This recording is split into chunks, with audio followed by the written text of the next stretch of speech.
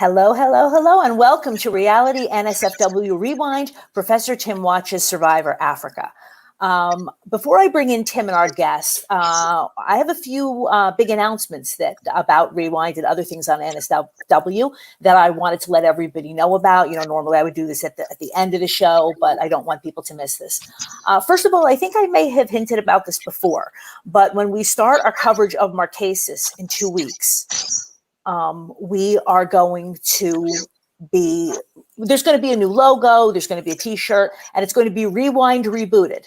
Because we're going to take all the things that we learned about doing these last 3 seasons and kind of, change some things around, change around the format, change a few things about the way we do things here.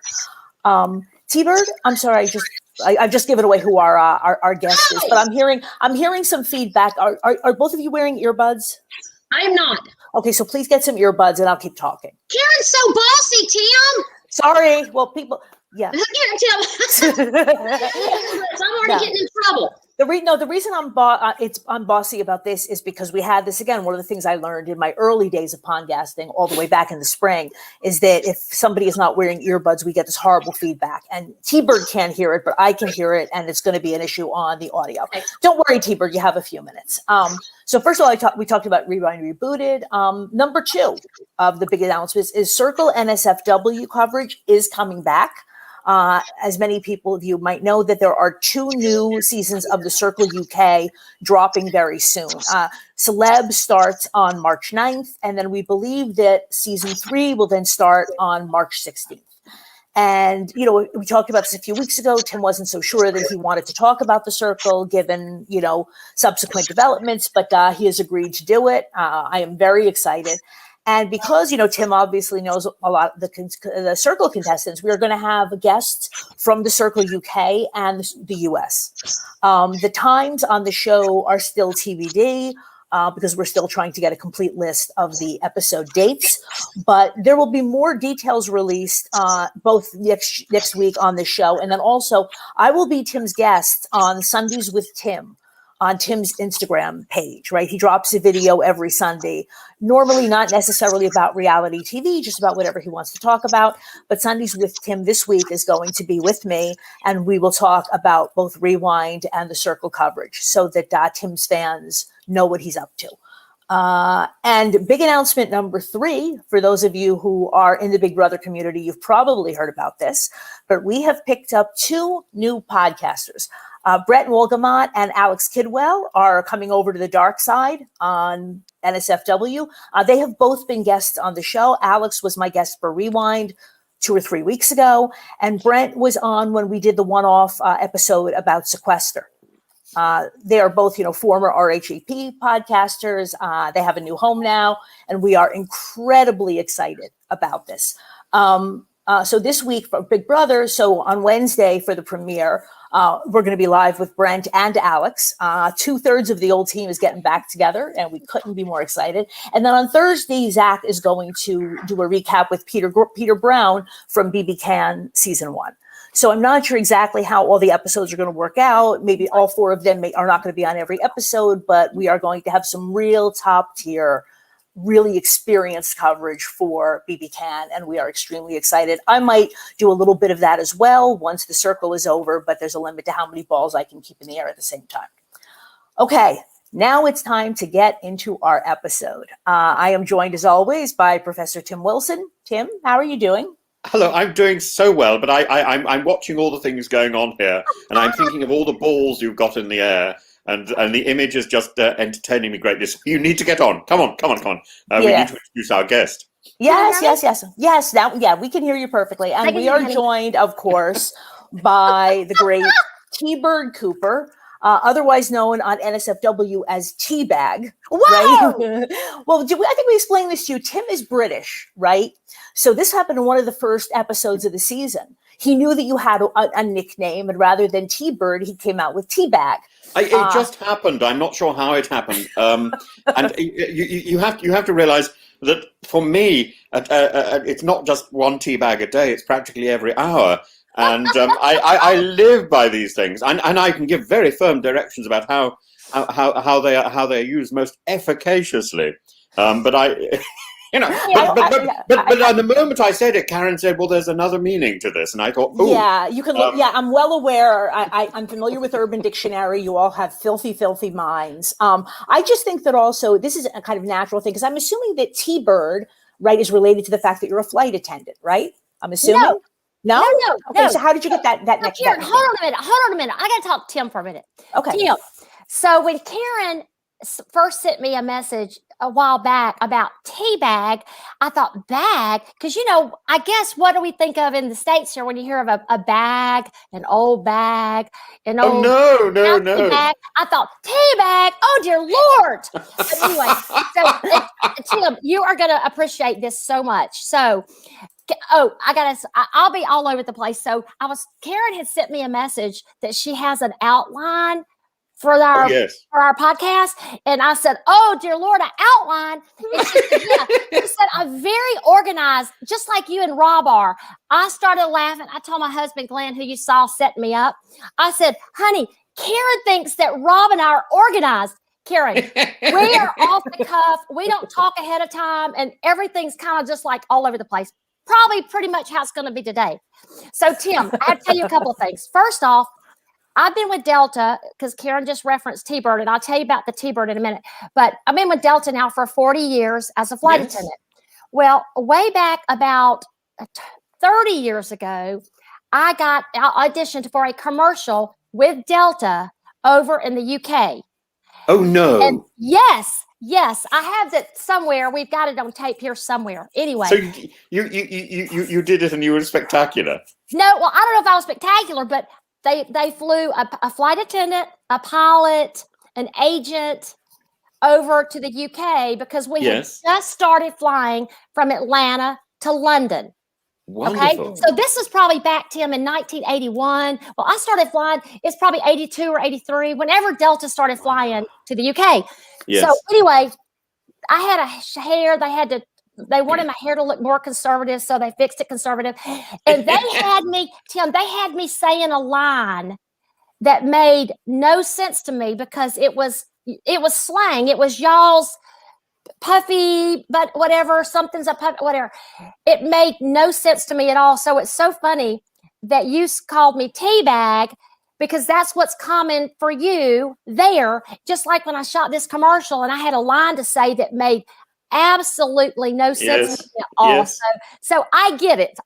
Yeah, I'm so pleased. I was wondering also because you are a flight attendant, so I figured you probably serve a lot of tea. Right? It's I understand how Tim got to that. All right, T-Bird. Now let me say how T-Bird. I got the nickname T-Bird in college from a friend of mine. For no reason, he just started calling me T-Bird.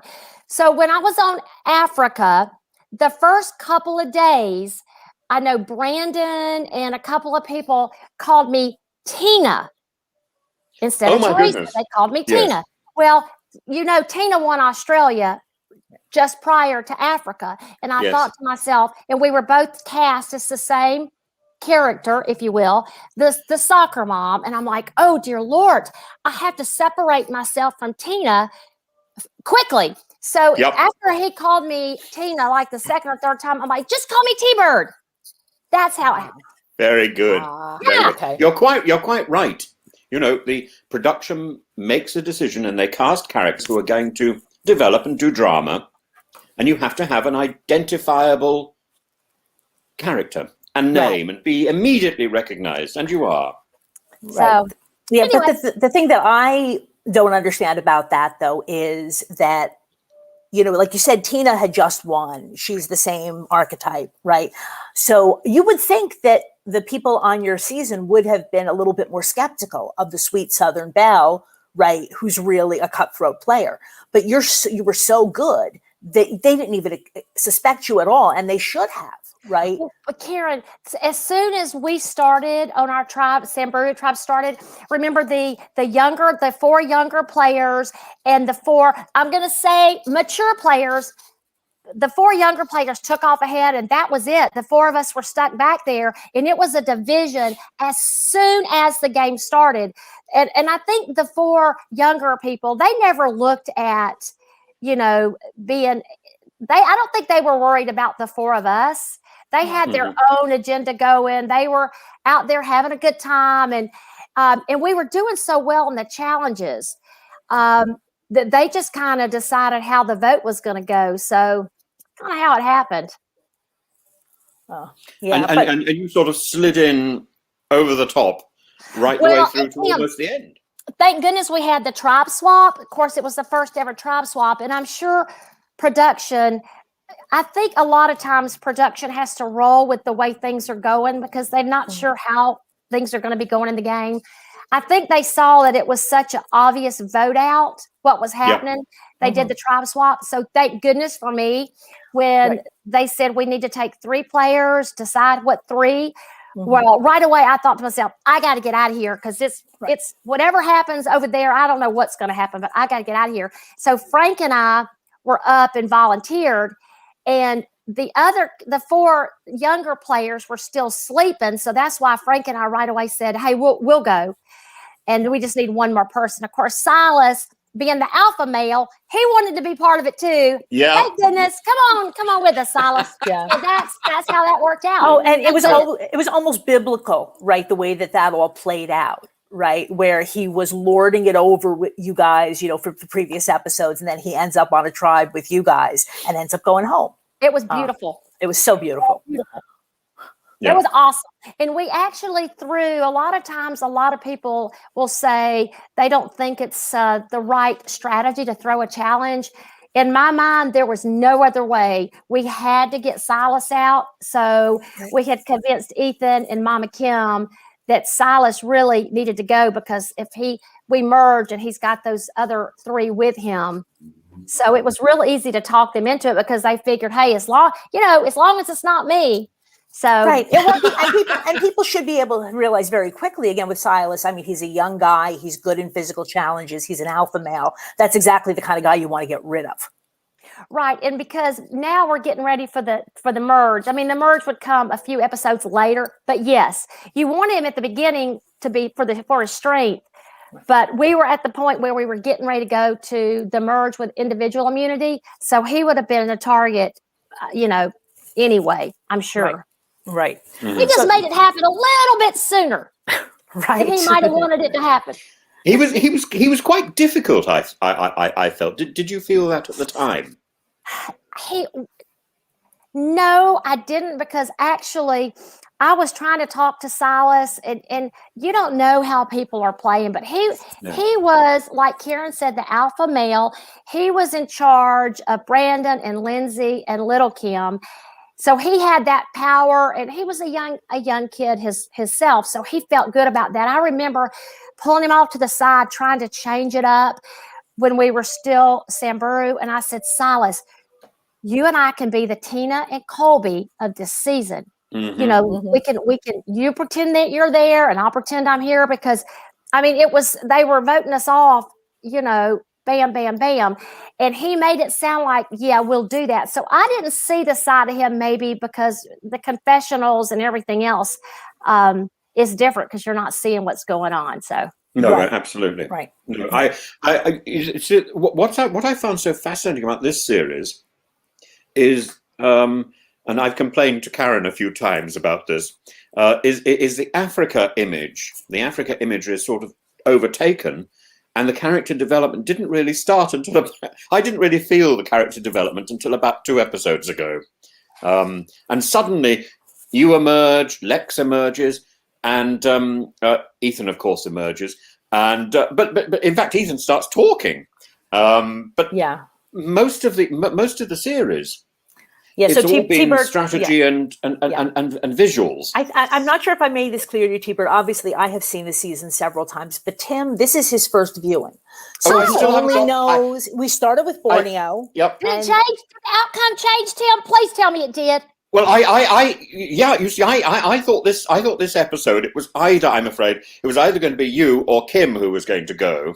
Oh, wait, you haven't watched the whole season. No, I have no. I'm up to this episode. I am a reality TV virgin. I'm in a very strange position because I was on a reality TV show, and now I feel it's my duty to throw myself into this world and find out more about it. So, with Karen, I'm watching Survivor as if it is new to me, and it is new to me. So I know nothing. I don't know who wins. I can tell you who I think is going to win. You don't know who wins. Yeah, I know, and I've been terribly good.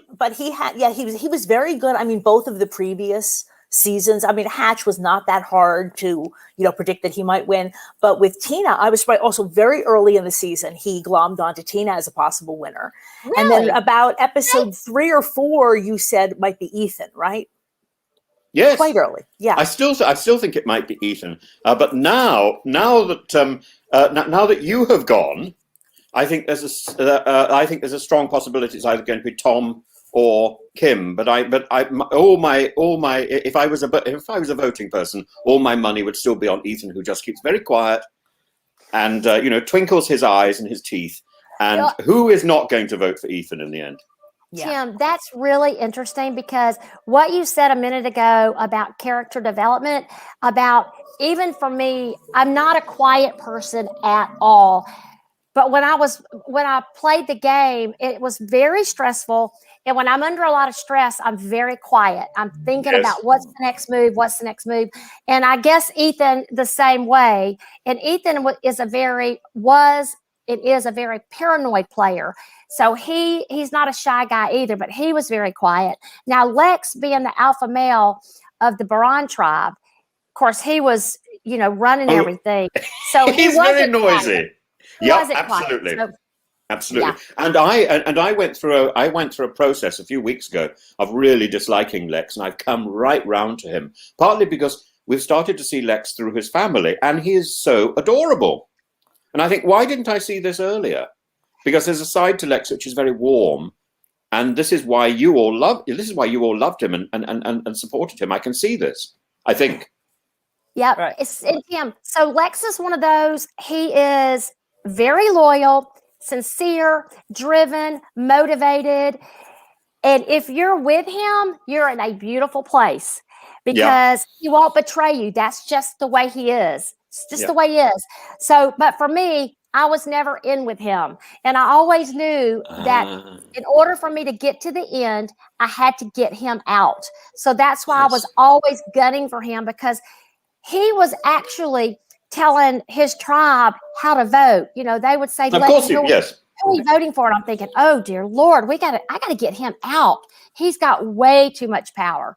So right. I have to say, until about 2 weeks later, I was gunning for Lex every single time, as Karen will tell you. But I've slightly softened towards him now. I think it would be quite nice if he got through.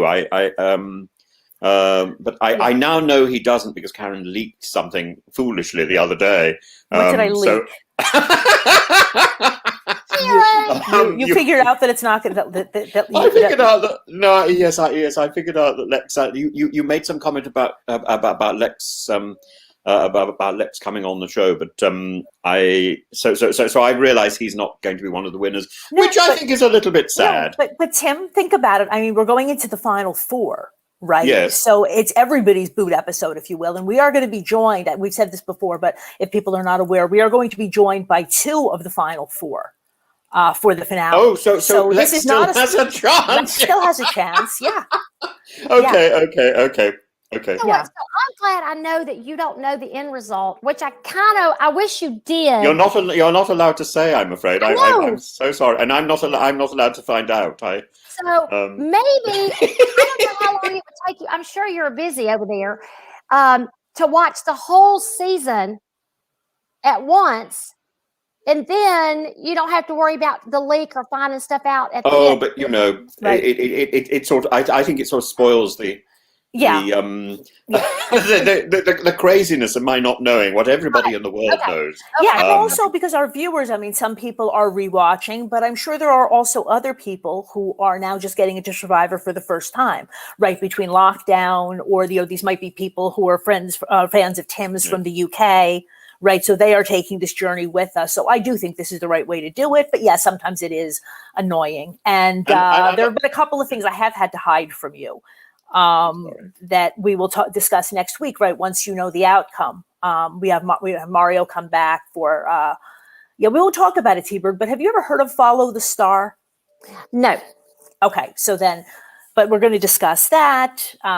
This Right. this is a season long spoiler that was going on while your season was airing. And Mario wanted to talk about it at the beginning of the season. Mario Lanza is, one of my guests with a funny. Yeah, he's awesome. He's awesome. I get advice, ideas from the Historians podcast and his book all the time.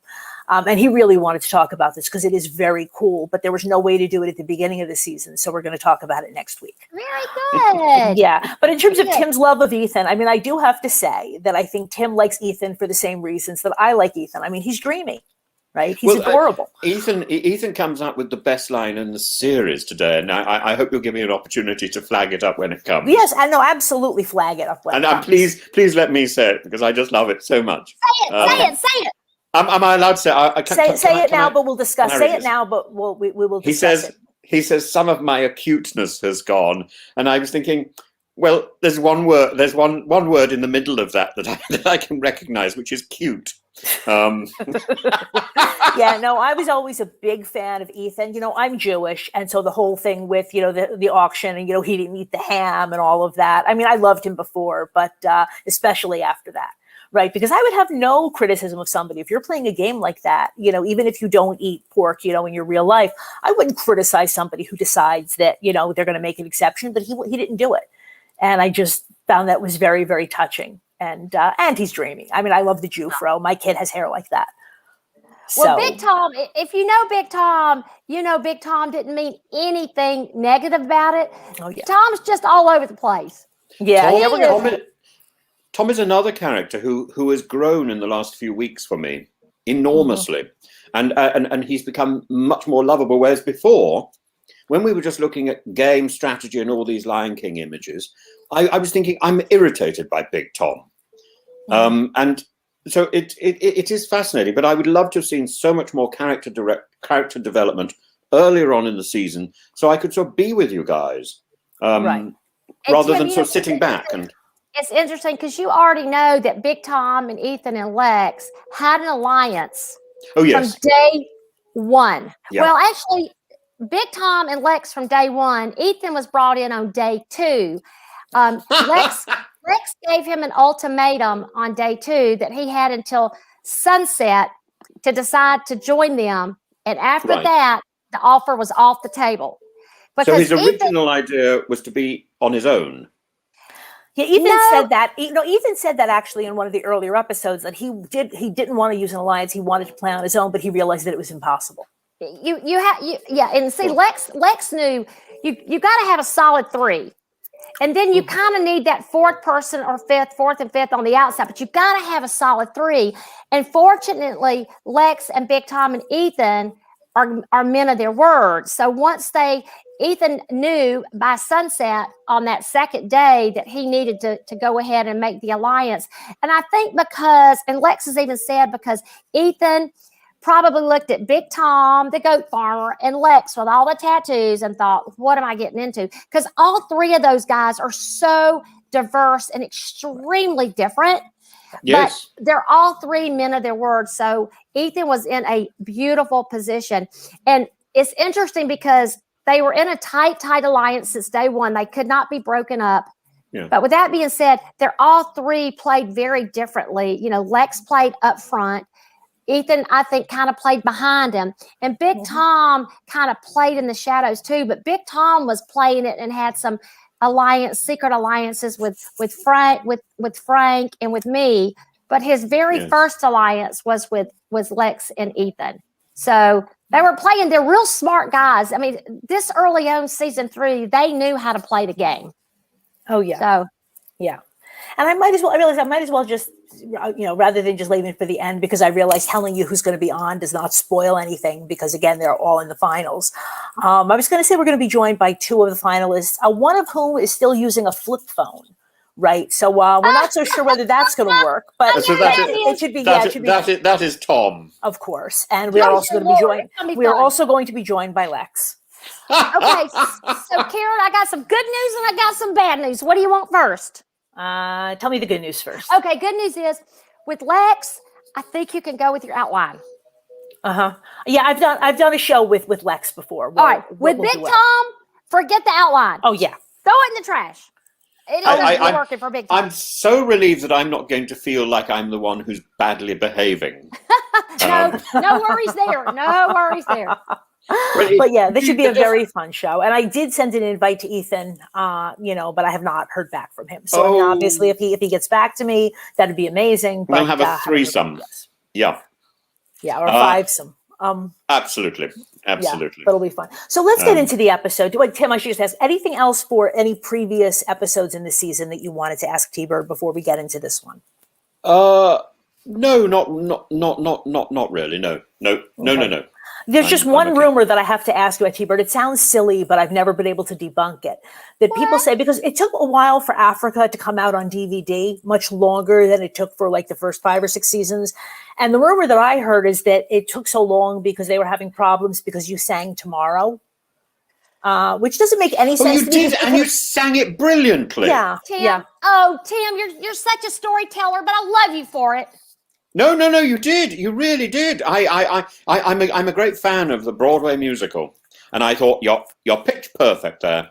Yeah, Karen, I didn't know. I never heard that. Yeah, it's a weird rumor because, like I said, they could have just edited around it. I mean, I'm sure they wanted to show it. What? It had to be in there, right? No, Tim? it's a fantastic. But it probably did get them into trouble with copyright. They probably did have to pay royalties on that. If you think about it, these days, I know on Survivor they tell people you may not sing. So of course, the that. trick is if you want to say something which you don't want to be on camera, you sing Hollywood musicals at the same time.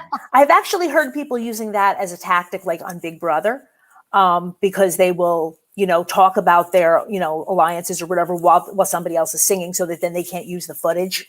Again, I'm not sure if it's true, but that's the story I have heard. I'm sure it's true. All right, so Karen and Tim, let me tell you 2 things about that.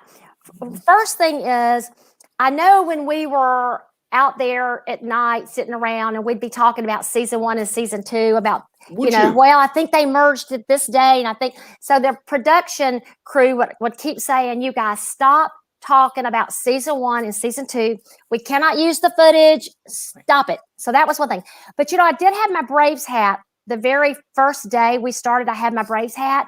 And they did come out and say, T-Bird, you need to take your hat off. You can't wear your hat. We don't have approval. And then like the 3rd day they came out and they said, we did get permission from the baseball commission. You can wear your hat, which was huge. That was great. So my Atlanta Braves hat. Yeah. So I guess they have to get approval for all this stuff. So that would make sense with the copyright. Right. Yeah. So I remember I remember singing things in different languages and they got terribly shirty about me. About different languages? How many languages do you speak? Oh, not very many. No. How many? A lot. Well, we counted it up once. It was 8 or 9, something like that, right? How many do you speak, Tim? Not effectively. And I'm sure you do so much better because you travel between. Do you travel to Russia? I have never been to Russia. Have you not? No, Russia is a strange place. But I teach theoretically in Russia. And so I did some Russian singing, kalinka, but and they wouldn't use that. And I did some Greek dancing. And they put some used other that, didn't they? They had to use the dancing. They used the Greek dancing, but they put some different music over it. And I also sang the Melina Mercouri song, Never on a Sunday. She's wonderful. Basically, everything she did was flat. So you sing it and you just pitch it flat, and then it sounds perfect, Melina Mercouri. Tim, do you speak German? Not well. Not well. No. I need a frisch begonnen, I think. I need to go back to my books. I can read German, but I can't speak well. I was at school in Germany for a short while when I was a child. Where? Near Munich, in a place called Freising. Freising. Yeah. Wait, okay, so beer. I speak German. And you asked me if I've been to Russia, but my route is usually Munich, Frankfurt, Dusseldorf. Right now we're flying just to Frankfurt right now with everything that's going on. But I'm a German speaker with Delta, so those are normally my routes. Wonderful. Since I'm a German speaker, so you got to brush up on your German, Tim. I've got to brush up on my German, then we can chatter away. Wir können zusammen sprechen, wenn Sie Deutsch lernen. Ja. Prima. my sprechen is really very, very interrupted, and I did speak Italian once, but then I went and I worked with street children in Naples, and my Italian became so blue, it's sort of not usable anymore, because Right. I got taught all these words by street children, and I started using them, and then I went up to Rome, and I had I had some meals with sort of pontifical people in the Vatican, and one of them turned around to me. He was terribly important. He said to me, "I think you have to stop speaking in Italian. I think maybe we speak English." And I thought, "Oh my God, I've been reprimanded."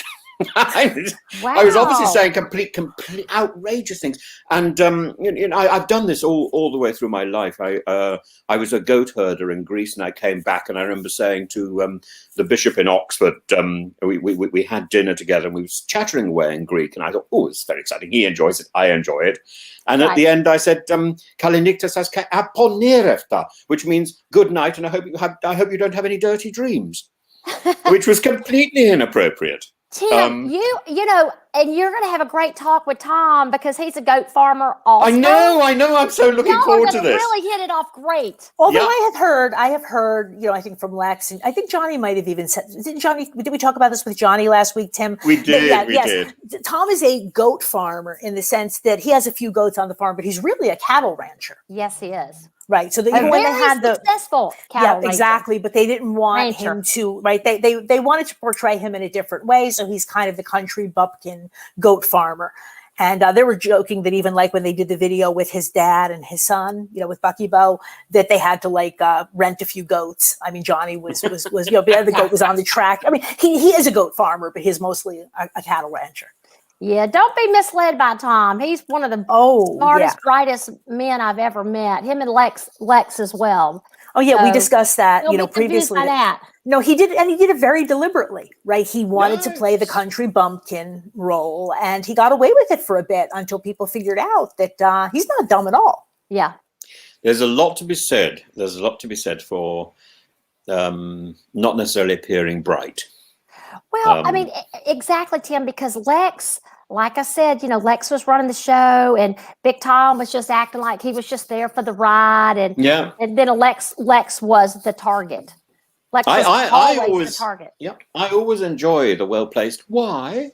I just feel it's there for the taking. Why? Yeah. And I also think it's very interesting. Lex really was the person who attracted all the ammunition in this show, wasn't he? Right. And this meant Ethan didn't really have to do anything.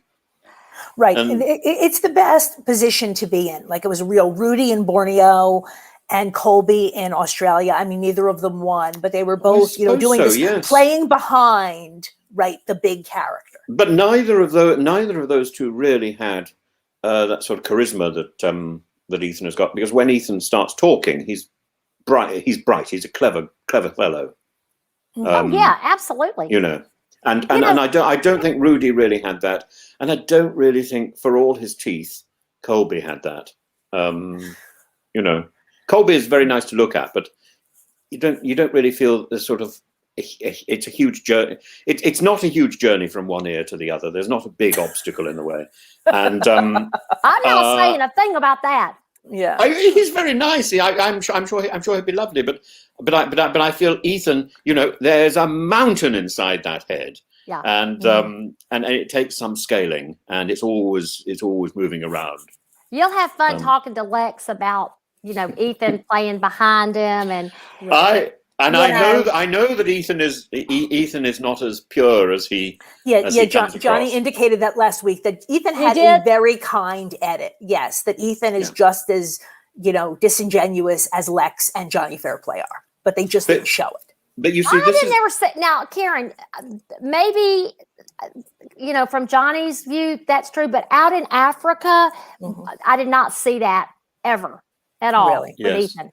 Not at all. Yeah. Right. I'm so pleased. I'm so pleased to hear that. My star is still shining. Oh yeah. But I would also say that I think Karen puts a lot more emphasis on truth than I do. I don't think truth is is one of the greatest virtues. I think kindness is one of the greatest virtues, and dependability. But truth is something that, we can give and take it a bit.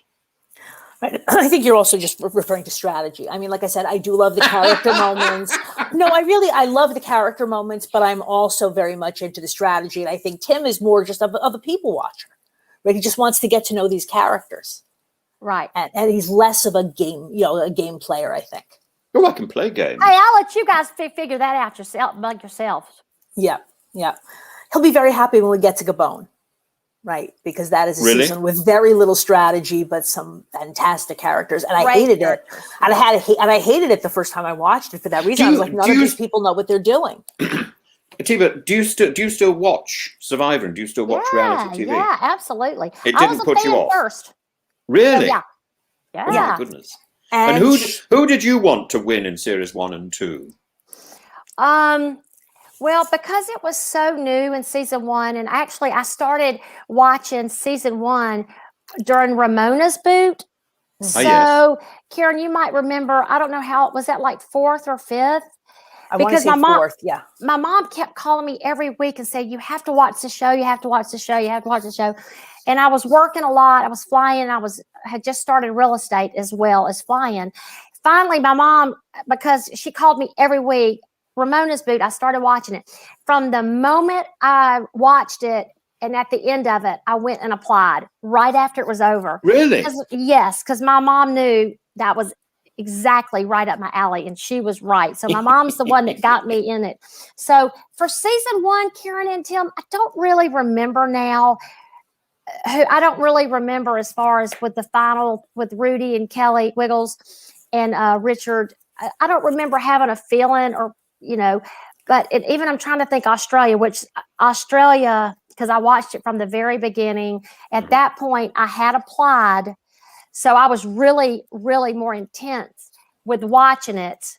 And watching how it was being played. Right. So, and I'm trying to think with the final, I'm sure I was probably pulling for Tina, the soccer mom to win. I would imagine. Yeah. And not just soccer mom, but the sweet Southern belle, right? Who's really a very strategic player. Absolutely. But very good at hiding it. Hey, and Karen and Tim, did y'all know that Tina used to be a flight attendant? She was a flight attendant also. Yeah, I knew that. Yep. Right? My goodness. Yep. I had so many flight attendant friends when I first went to live in Greece. And Olympic Airways is a very dodgy aeroplane system. It was... You have such an interesting job. Oh, I love it. It's fantastic. And a bit scary as well, but there's so much pressure on you. Well, I mean, ignorance is bliss. I don't think we ever even think about that. It's just, it's just a great gig, and flying is so much safer than driving, right? And I heard, and this was 20 years. Not if you're doing Olympic Airways, I think. Okay, right, yeah. I mean, I flew on Aeroflot once, and I will only. Oh, Aeroflot, terrifying! That will never happen. That will never happen again. But on Delta, I think you're pretty safe. So let's get into this episode. Oh, I'm so sorry. Oh, that's right. We've got an outline here. Yeah, we got an outline here. Tim. Yep. I am a control freak. I admit it. Right. There she is. So we see, they're all counting the days, and Lex is telling us that, I know your foot can fall asleep, but apparently your ass can also fall asleep, right? If you're malnourished or whatever. But then Really? Lex also says, Lex says, he can't think about his family until he's finished, right? Now, when you played, you had young kids. So I was wondering, how did you deal with, missing your family when you were out there? Let's see, when I went, my daughter Ellie was 5 and my son Tyler was 8. So 5 and 8. So when I got cast and went out there, for me, it was a business trip. I was going out there to win $1 million. So I looked at it just like that. I looked at it like this is a business trip and I'll be back in, 6 weeks. And that's how I looked at it. That's exactly what Sandra says also, right? Somebody you're going to meet later, Tim, who's played 4 times. Yeah. That she just says, I'm on a business trip. And she comes like, Tim's going to hate this because she really is. I mean, she enjoys the game and everything, but she's there for the money. Right. And she just regards it as such. Yes. It's a business trip. And, that's how she makes her money. She goes on Survivor. Yeah. And Karen, that's interesting. It wasn't for me. Not that $1 million wouldn't be wonderful. I wanted to win because I wanted to win. Mm-hmm. If it had been played for nothing, I would have still applied. I would have still said I'm on a business trip because I just wanted to win. It was just winning. Yeah, I was going to say, the money for a lot of people is secondary, right? It's just about you want to be the sole survivor. Right. It's just the adventure and the title. And, Mark Burnett said from the beginning, he cast A-type personalities because you want people out there that just want to win, and even if it's for nothing. And most of us would have gone out there with no money involved at all, just going out there for the title, which is really kind of the people you want, right? You want them to want it at all costs, Yep. So. Right. Yep. Right. So, Tim, you've just said something which puts you into the stratosphere as far as I'm concerned, because I don't think that this prize money is the issue. I don't think the greed thing is the issue. The issue is about winning. The issue is about being on the show and developing the show. Yeah. And Tim, you know what is interesting too, because and y'all will find as you're watching these seasons, on some of these seasons at the final tribal council, I think we talked with Holly Hoffman. Rob and I talked with Holly Hoffman from Nicaragua. Thank you, Karen, from Nicaragua. And she was saying that a lot of people were saying, well, Jimmy Johnson doesn't need the money, Dan doesn't need the money. And I know for me in Africa, it was never about looking at who needed or didn't need the money. Yep. It was always about, for me, if I can't win the game, who is most deserving to win the game? Not the money, not who needs the money, but who deserves this title. And exactly. I'd like to tell you who I thought, in my opinion, should, would be deserving to win the title of Africa. Oh, you can tell me because you this were is on just the jury, for my opinion. Tell me what was your? So Lex, if I couldn't Really? win, the next one playing, Because Lex as hard as I was Lex. Absolutely. Because Lex was a genuine player, but you didn't really like Lex. Oh, I liked Lex, but I wasn't in his alliance, so I knew he was the one standing in between me getting to the end. So once I was voted out, Tim. Yeah. And looking at, when you're going to vote for the four people that are left, then Lex is where my vote's going. He played the hardest of those last four people. Interesting. It's so interesting. In my mind, I thought, if Lex is one of those last two people who you've got to choose between, Lex is not going to attract votes because he's attracted so much animosity, because he's been moving around so much and he's been steering people to vote against other people. But Tim, that makes complete sense. But for me, he played the hardest. And actually, Tim, he was really upfront with people. Remember, he went up to I remember the arm round the back and saying, we're voting you off. Yeah, that's it, isn't it? So he felt the need, which to me is not the best strategy, is to let somebody know ahead of time. Because, by the way, when he told Clarence that, Clarence wasn't happy. That's when Clarence approached me and said, T-Bird, they're all voting for me tonight. Please don't vote for me. If he hadn't approached me, I don't know if I would have followed the group. I knew at some point I needed to start working toward Lex. But in my opinion, it's a bad strategy to tell people you're letting them go, that you're voting them out, because then that's when people scramble and start messing up your gameplay. Right. So you want them to be comfortable until absolutely. Right. Yeah. Why would you ever tell Lex that you'd voted for him? Well, I did at right before I was voted out, because I knew they were voting me out. So I wanted him to know that his really tight alliance with Big Tom and Ethan wasn't as tight as he thought, because Big Tom had been talking about trying to get him out and wanted Frank and I to do his dirty work. So that's when Lex and Big Tom started getting into it.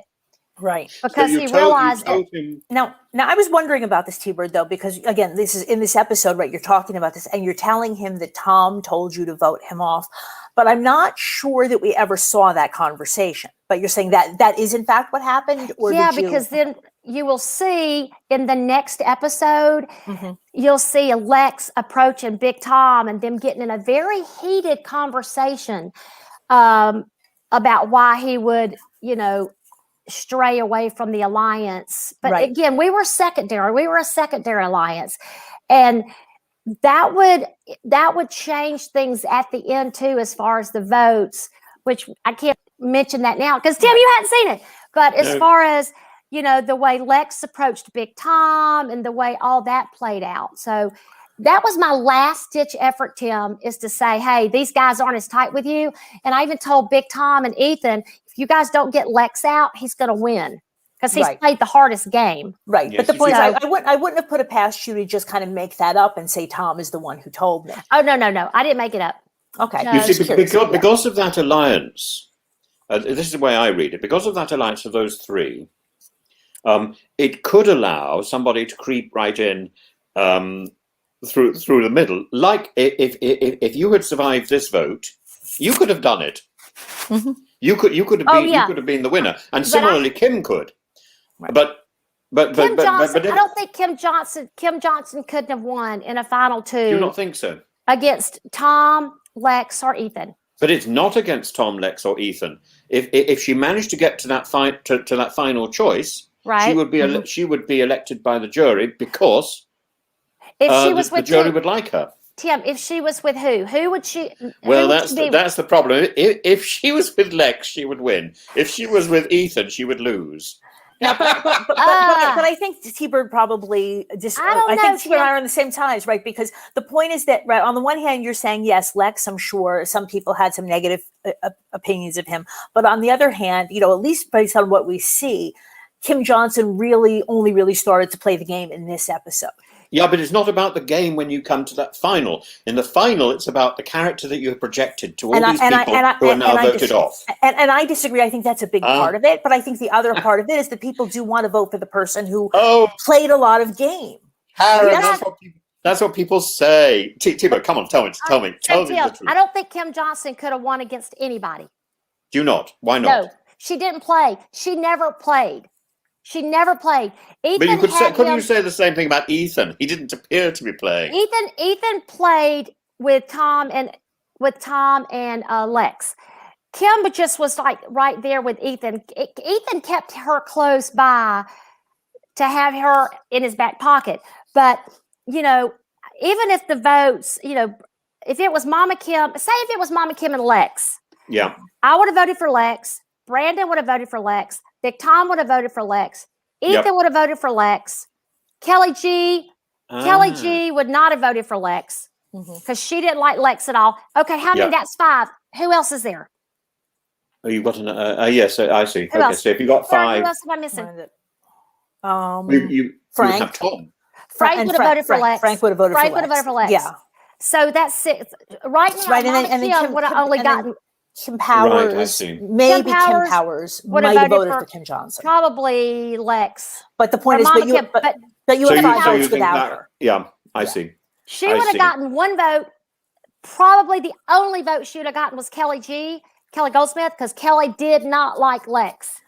Yeah, At Tim, all. Right. Tim. Generally, people do reward people who played a Yes. lot of game in a visible way. And remember, Yeah. Lex, Big Tom, Yeah. and Ethan were always going to vote for each other. If it was between you and Lex, who would have won? I think I could have beaten Lex only because a lot of I would have gotten Kelly G's vote. She didn't like Lex. Kim Powers. Yeah. No, you know what? Maybe not, because again, Ethan and Big Tom were always voting for Lex. Brandon. Would Big Tom have voted for Lex if he realised that Lex was working against him? Yes, absolutely. They were. Yeah. Yes. And I will spoil, you'll see this next week, but they are friends to this day. Yeah, they That's would have. so sad. They had a Yeah. secret alliance that they would have always put together. But I think there could be some interesting combinations. But any combination with Mama Kim, she wouldn't have won. But one of the problems that I have is that actually until really this week, she hadn't been much of a personality for me. Every time I saw her, I had to check who she was. And this is partly partly production, as it just didn't bring the characters to the fore as it had in seasons 1 and 2. And partly because I think I've got a senior moment and I have great difficulty with names sometimes. But well, Mama Kim was a sweetheart, and she came final 2. I mean, that's absolutely but it didn't awesome. come across. It didn't come across on camera. Right. She didn't seem to be projecting personality. What she No. projected was Right. a sort of No. warmth, and she could have been a tree in the background. Frankly, it was. I mean, I give her more credit for that. She wasn't a character. She had some great moments, but yes, she was definitely under-edited. I mean, there's no way around that. Oh, she was. But hey, look, she was up there with Big Tom, Ethan, and Lex. Yes. What do you expect? Yes. I mean, they were colorful, wonderful, lovely characters. So, but So again, she was the contrast. That Mama Kim got to final 2 at her age. She won that last immunity challenge. What? That's awesome. Oh, God. Yeah. Yeah. Hey, Karen. It's okay. A little spoiler for next week. But let's move on. It's all right, T-Bird. I won't be invited back. You will. It's fine. But speaking of character moments, this is one of my favorite things from Africa. We got an elephant disrespecting our spring. Yes. That was so much fun. And Tom talking about the fact that Kim Johnson washes in basically an elephant poop every day, and she's like, I tell her she's watching her face and her clothes and her hind end every day, but she keeps doing it. I give up, and he said, I try to smell her to see if she smells like an elephant, but she doesn't. But you were doing it too. So I was going to ask you about this. Like, how could you bring yourself to wash, or especially to drink that water? I mean, that must have been so disgusting. Everything is so secondary when you've got nothing. And we had to drink the water because we had to bring it back and boil it. Right. And in order to survive and not get dehydrated and pulled out of the game, as nasty as the water was, even heated, it was so bad. Right. It had to be done. I understand, because that's what happened to Jassy Camacho, right? She just couldn't get the water down, and it was bad. But even though I know you guys boiled the water, I have also heard that Lex was sick for months right after Africa with like parasites and stuff. Did you have any issues like that? I did not. I was so fortunate and lucky. I did not. And I think Clarence, Clarence was sick for a little while afterwards, and Lindsay was sick while she was on the trip for a little while. So yeah, I dodged that bullet. I got very lucky. But Lex had drank water the day before that immunity challenge, and that's what I don't know if it wasn't boiled, but he knew it. He'll tell you exactly when he drank it and when he got sick. Yeah, well, that's also something that's going to happen next week. And then we just have people sitting around at camp. They've all run out of things to say and stories to tell. And I've heard this from other people also who are out there, T-Bird, that yes, the food situation is difficult and the sleeping situation is difficult, but in a sense, the boredom can be one of the worst things. Yeah, boredom is, I think a lot of players will tell you that, because you're laying around every day, all day, waiting for something to happen. And you just know that, every third day you're going to have a reward challenge, and then you're going to have an immunity challenge, but you never know when anything's going to happen.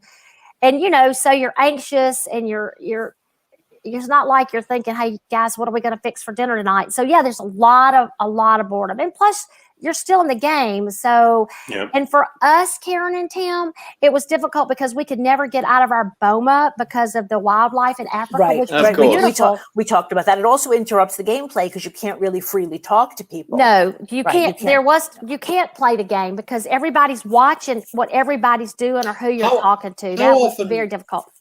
How often did you go and get water? Every day. Just once a day, and it was the whole group went.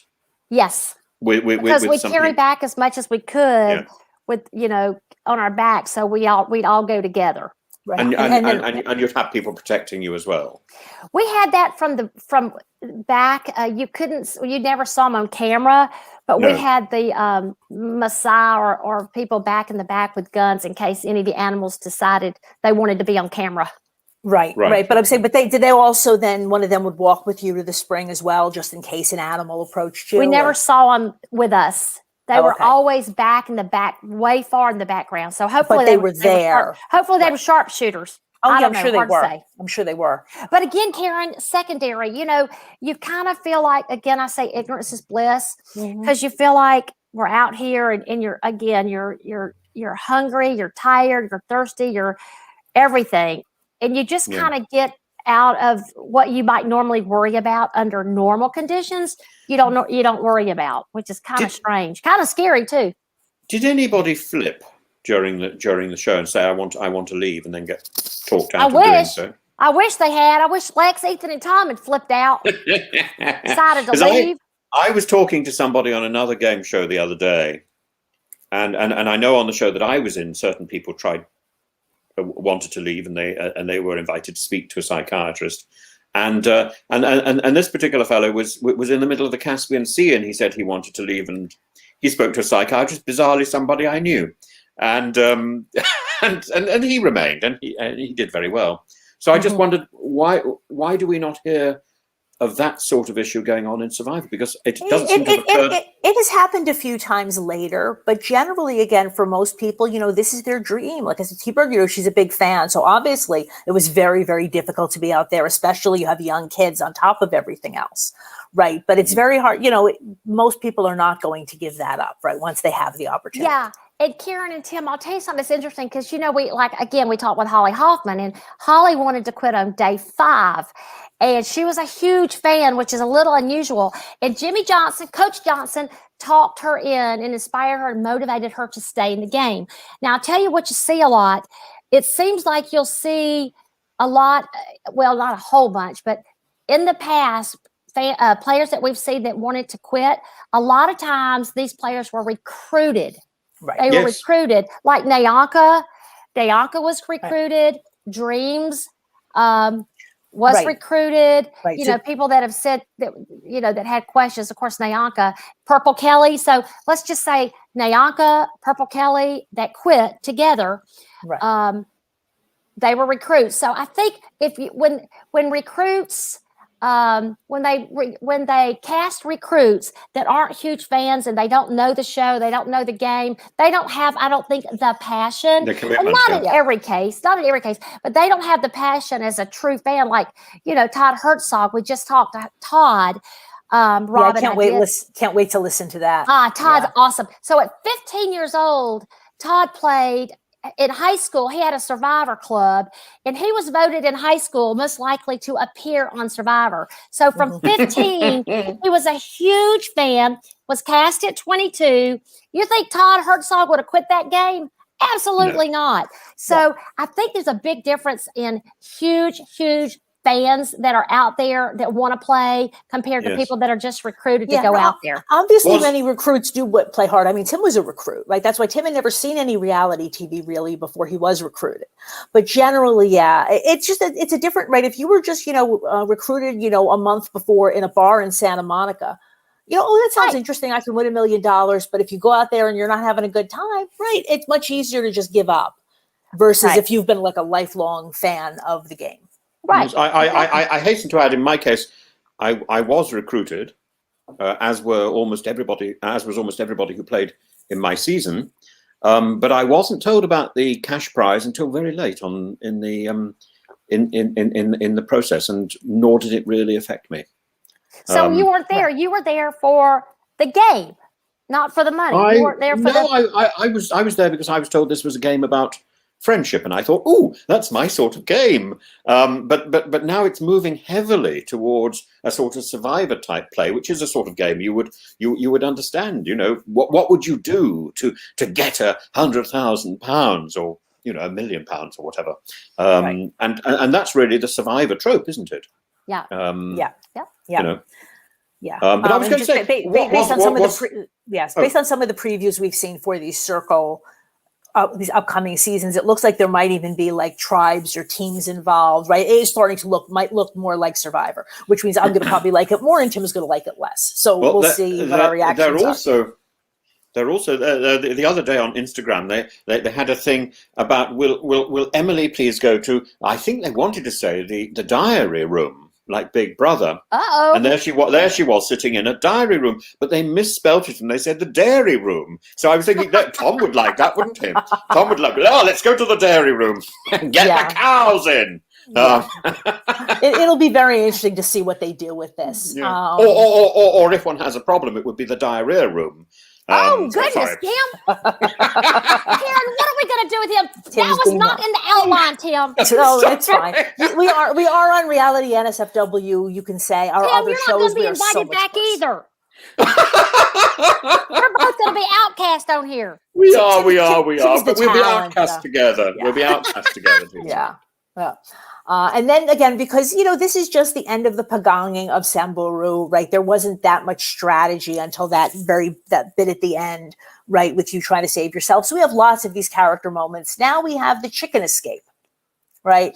And that was fun, right? We see the chicken, one of the chickens gets out of the coop and, and people are running around. And Tom says, the worst thing you can do is panic and chase it. So he's just lying there, right? And then as the chicken just walks by and he just grabs it by both feet, right? And then obviously you took it from him, and, but I thought that was insane. I mean, I do think Tom probably was an athlete, right? Even though he's older and heavier now, because his hand-eye coordination, I mean, we see it also in some of the challenges, but to just grab a chicken around the ankles like that, I mean, that can't be that easy. But how else do you grab a chicken?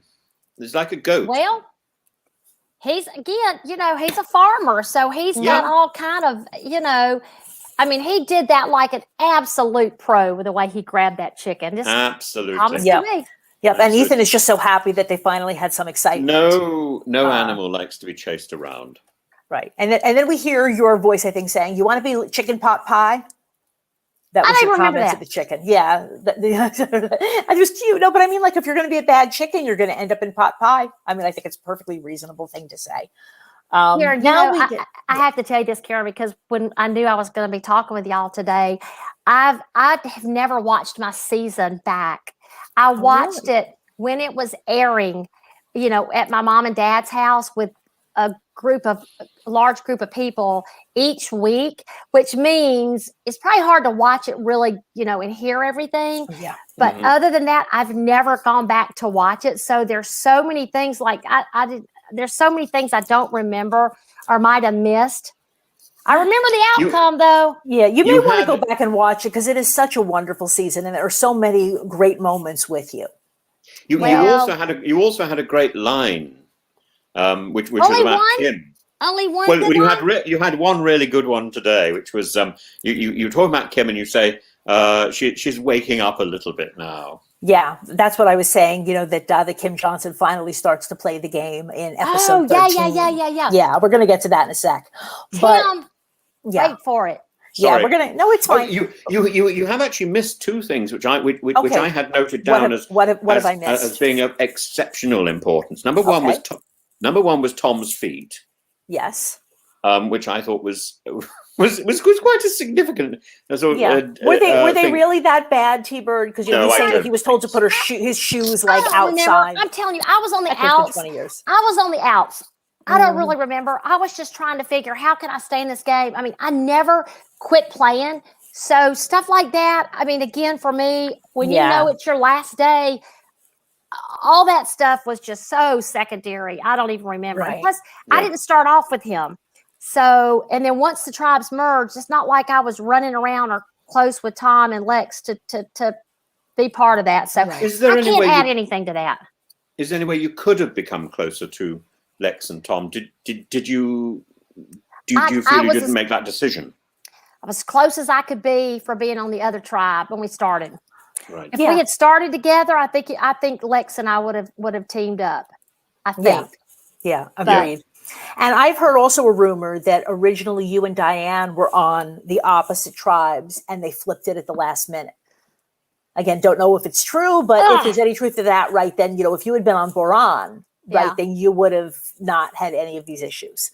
Yeah. Because there is this thing and Tim is always skeptical about whether the starting tribes really matter at this point, but just from a psychological standpoint. And I know somebody who could talk about this, who's a practicing clinical psychologist that we may have her on at some point, because the power of in-group versus out-group identification, right? They've done these studies where even if you divide people into two groups and you tell them that it's random, right? And they still immediately start to attribute good positive character traits to the in-group and negative character traits to the out-group.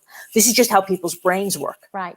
So you can try to overcome that. And it's clear that both Lex and Tom really didn't want to vote for you. They definitely liked you, but you're Samburu, so you had to go. Right. And Karen, an interesting thing too is back early in the early seasons, where you started made a big difference, because even like with Lex, Ethan, and Tom, they formed that solid alliance. And because they were such loyal players to each other, nowadays in the later season, the new school seasons, if you will, there's so many twists and idols and redemption. There's so many edge of extinction. There's so many things that it's probably harder now to start out with a tribe and say, okay, the three of us are going to stick together no matter what, because there's so many variables now that change up and switch up the game. And you really, as a new school player, you have to really adapt and adjust and be able to change course quickly. Yeah. But back during Africa,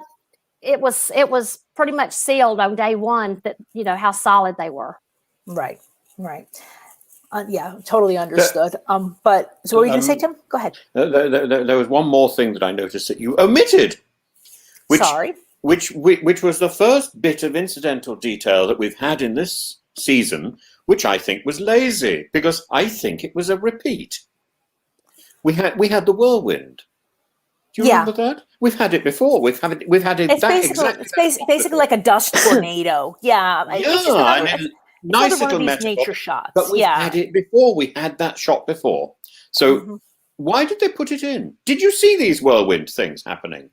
I don't even know what y'all talking about right now. It looked like a little tornado. There was a little whirlwind. Oh, like a dirt thing? Yeah. Yeah, I think I don't remember much about that, but I think I may have seen it. Yeah, there are a lot of nature shots, and that's why Tim keeps calling it the Lion King, which is funny, right? But they were in Africa; they wanted to take advantage of it. Yeah. So they get tree mail, and it's like an instant reward, right? It's not even a challenge. You get letters from home. So tell us about yours. Do you still have those letters? Do you remember anything about them? I still have them. I hadn't looked back at them. But I do have them.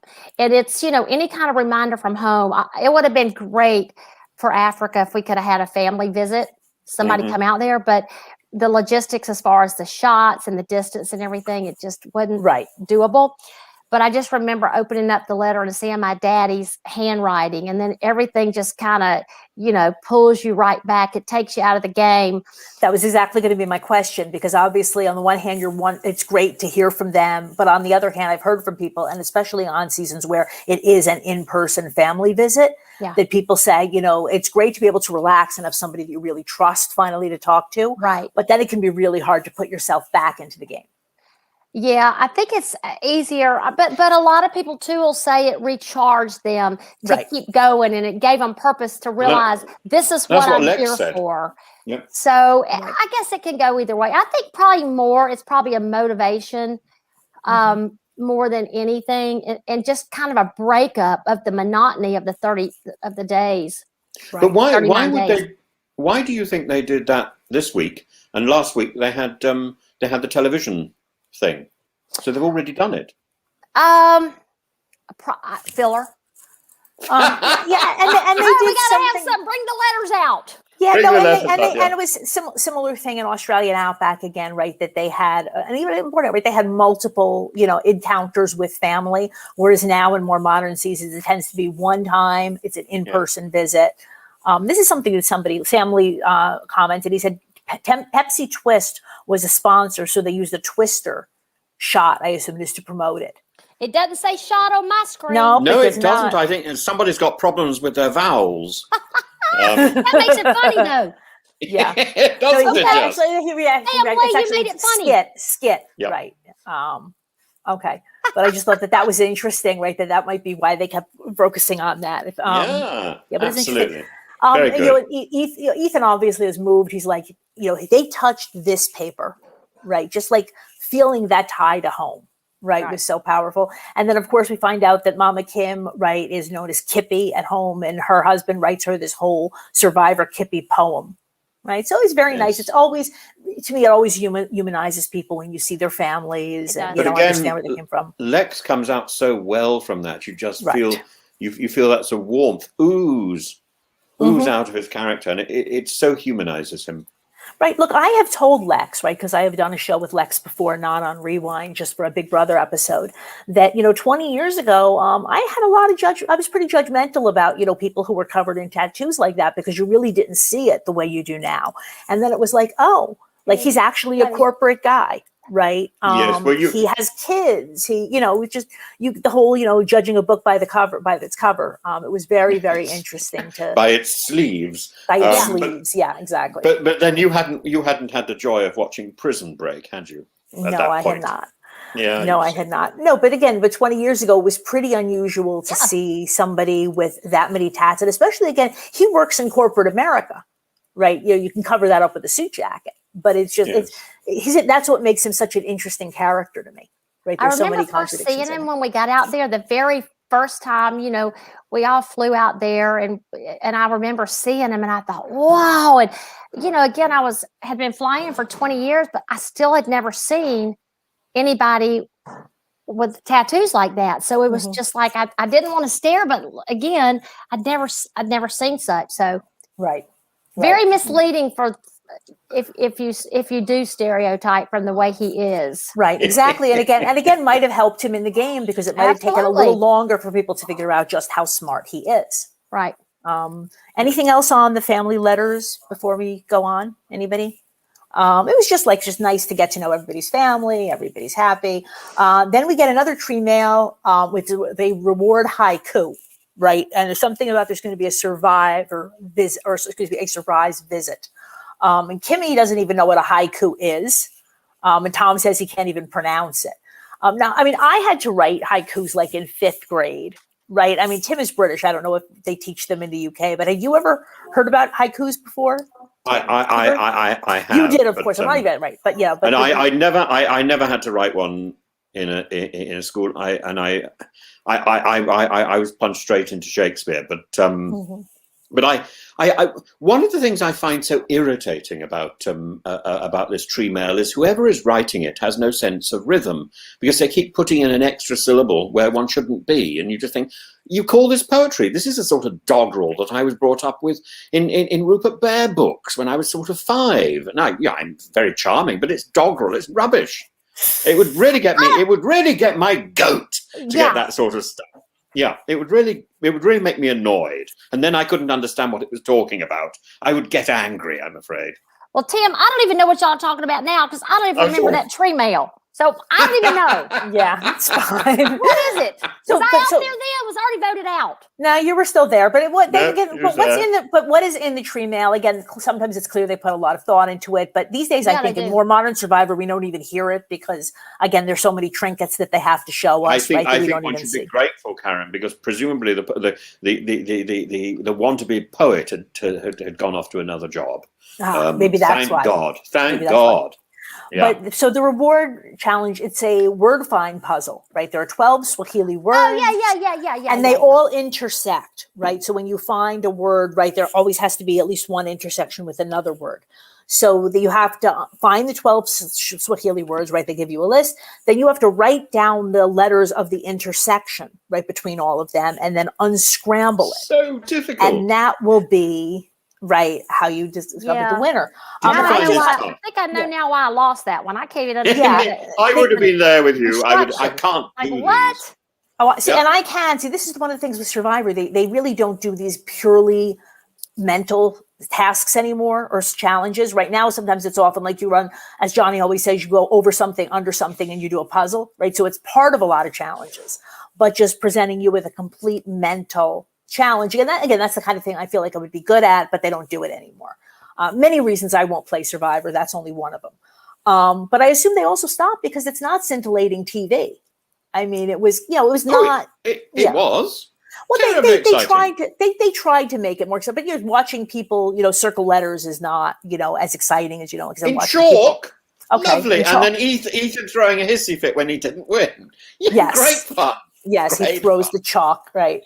And then he is a competitor. Yeah, but once he was a big competitor. Yeah, and they did also get a hint in an envelope, right? Once they have the 12 letters, they open the envelope, and the hint was natural occurrence, awesome power. We got a hint. It's not a hint at all. That made me even more confused. I just thought, oh, for God's sake! Okay. Well, but the answer is avalanche. Right, and as we will see in a minute, I would never have got that. Right, never. Right. I would have never gotten it either. Oh, I didn't get it. Yeah, you didn't. And so of course Lex wins a Chevy Avalanche, right? That's why this is a product placement thing. And Ethan's comment is, I think, is very honest. He says, I tried to be happy for him, but quote, I just don't want him to win anymore. Right. Ethan, I mean, he's a professional athlete, right? And he's being beaten, routinely by this guy who's 15 years older than he is. Right. It's got to be rough for him. And Karen, it was kind of good for me when that happened, because again, then I told, after Lex left in his Avalanche to go to the hospital, is when I had a chance again to say, you guys, he can't be stopped. You've got to get him out. Right. And I think if he hadn't won that next immunity challenge, he would have gone. It's hard to say, Tim. I'd like to say that, but again, Tom and Ethan were so close with him. Maybe. Right. But that is I think I could have gotten Tim Johnson. I think possibly. Or possibly, Kim, yes, exactly. Yeah. But that's the danger of winning a reward, is that, you go off and you leave everybody else in camp who is absolutely jealous, in any reward, but especially the guy just won a car. Right. Reward challenges, in my opinion, are put you in a very difficult spot for just what you said, Karen, because you leave the tribe, people are jealous, or for whatever, that you're going to, well, he just won a truck. But even if you're going on an excursion or going to get something to eat, you wouldn't believe how people talk. It's crazy, but it's a good time to strategize. So, absolutely. And I am surprised because, on the previous times that Lex won, he was able to bring somebody along, right? He brought Ethan to the village, and then he brought Tom on the safari. I was really surprised that they didn't give him an opportunity to bring you, because as we saw in confessional, right, that you lost your brother to AIDS. Now, did the rest of the tribe know that, or is that something that you only shared in confessional? and I've talked to Lex. Rob and I talked to Lex a few weeks ago, and that was a regret that I had. Everything happened very quickly after that challenge, and you're not really thinking very clearly. I know that once they pulled the tailgate down and showed all the supplies going to the hospital, tears just started pouring out of my eyes, because I was thinking about my brother and all that. It never dawned on me to say, hey, Lex, or, Jeff, can I go along? Or I'm just surprised the production didn't do that. They didn't know, Karen, until they I also did my didn't confessional. know? Oh, they didn't know either? Okay. Until I did my confessional, they didn't know that Steve, my brother Steve, had passed away from AIDS. They didn't know. So, again, if I had taken the opportunity to say, hey, Jeff, if Jeff would have said, I don't know, Lex, you could either give up your spot and let T-Bird go to the hospital. And I mean, for him, he'd already won the truck. So knowing Lex, I'm sure he just said, yeah, let T-Bird, because it wasn't like he was going, to a big buffet, or, it was just right. It was just the symbolism of taking the medicine to the hospital. But I would have probably said, no, not going to take your place, but I'm sure Jeff will let us both go. Because again, that was the spotlight. Africa had the spotlight on the AIDS epidemic. Right. It was a very powerful, powerful message and a very important topic. So I feel quite sure that Jeff would have made the decision to say, only one can go. But again, I didn't think fast enough, and nobody else because they definitely would have wanted that message, because absolutely. So we see this Italian doctor who Mario Lanza says is like, how long after that did you do your confessional? Had Lex already gone? Probably that day. Probably that afternoon. So Lex had already gone? Yes. He went immediately. As soon as the challenge was over, him and Jeff got in the truck and left immediately. And then we left from there and went back to the Boma. And that's when I would have done the confessional, once we got back in the Boma. Right. Yeah, so they were way already gone. Yeah. So we see Colonel Sanders, as Mario Lanza describes, this Italian doctor I don't remember his name, but a wonderful man. I mean, he started this hospital in the African bush, right? So he not only runs the hospital, he also raises all the money. And this is the beginning of, and this will come up in the finale in the reunion. This is something that continues on Survivor to this day, where they will auction off like props and things from the show. And at this point, for many years, the charity was the Elizabeth Glazer Pediatric AIDS Foundation. Because Elizabeth Glazer, she was married to Paul Michael Glazer, who was on Dukes of Hazzard. I don't know, some of these 70 TV shows. Not Dukes of Hazzard. He was on Starsky and Hutch. Right. Starsky and Hutch. And he was also in the film of Fiddler on the Roof. There we Right. go. Tim, thank you for that. Yeah, I told you Tim knows everything. Tim, now you need to break out in song. Broadway I'd love production. to. Fiddle and the Roof. I'd Break love out in to. song now, Tim. Tim would make a wonderful Tevye. If I were a rich man. Come on. Yeah, I can do the whole of the introduction. No, it's really bad because every morning when I was in the circle, I used to wake up and go through a whole score of a show. Tim, don't explain would- it. Just sing. Come Come on. T-Bird has already sung. She wants you to sing. You may ask, how did this tradition get started? I'll tell you. I don't know. Okay, but it's a tradition, and because of our tradition, Right.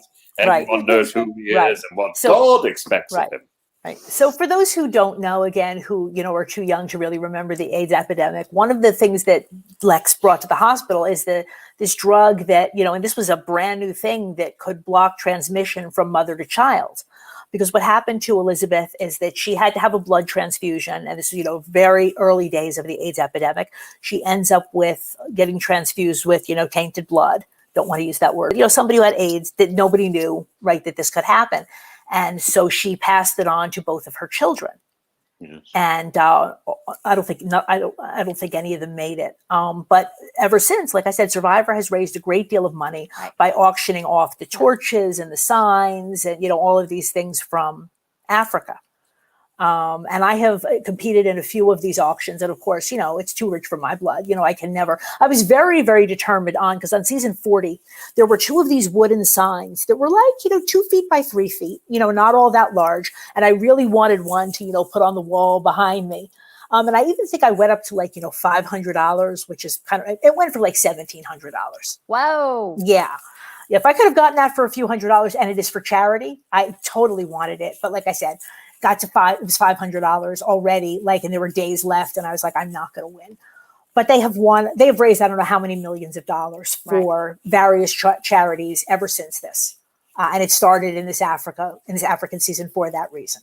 That was a great thing. Yeah. So now they go to the hospital, he delivers the medication and the supplies, and then Lex gets to play with the kids. And Tim, like I said, if you didn't like Lex before this, right, this is the moment where and again, many fans did not like Lex during the season, right? But nobody can say anything bad about this because, again, he also had young kids, and it's just clear that, he had a wonderful time. I mean, it's a sad time, but it's also, a wonderful time.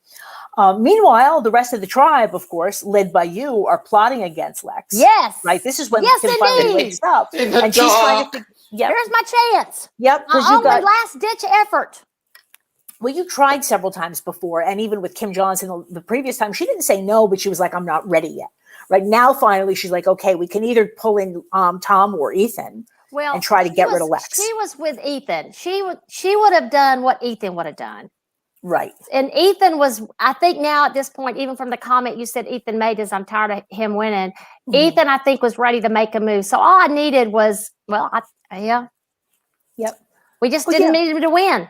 Immunity. Yeah. Exactly. No, I really do think that this is the time that even Ethan, I think, might have been ready to cut Lex. For his game. But of course, then we get Tree Mail going to the immunity challenge. And there's this, I think the Tree Mail was like, I tasket, I found something in the basket is what Tom sings. Are you familiar with this nursery rhyme, Tim? Sadly, Tim, break out in song. I prefer not to know this one. But I was so. I just thought, oh my goodness, really the doggerel's got to a point where I just want to scream. But no, but Ella Fitzgerald. So again, or sing along. Because we do I do lots of research for the show, and I determined that because I remember this nursery rhyme. Keeper, do you remember it from your childhood? A tasket, a basket. You break out in song. I don't even. He needs to break out in song right now. Tasket, a tasket, a green and yellow basket. Right. Okay. I'm not a singer. I think we tended to go for ring around a rose is a pocket full of posies.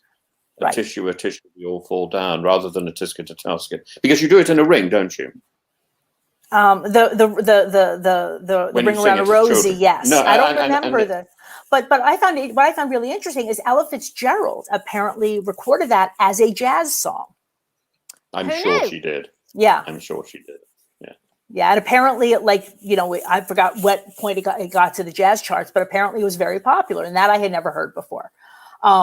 So the challenge is, the second round, and Survivor has done this several times, where they take elements of previous challenges, right, and see if you can do them better. Oh, I Yes. hated this. You did hate it? Yeah, You- me too, Hey, Tim. T, I but did you too, didn't Tim. get on very well with this one, I'm afraid. I'm so sorry. But Yeah. I would have been there saying, I hate this. It's unfair. It's unfair. Why is it unfair, Kim? Yeah, Because Tim, I why don't is it like it. unfair?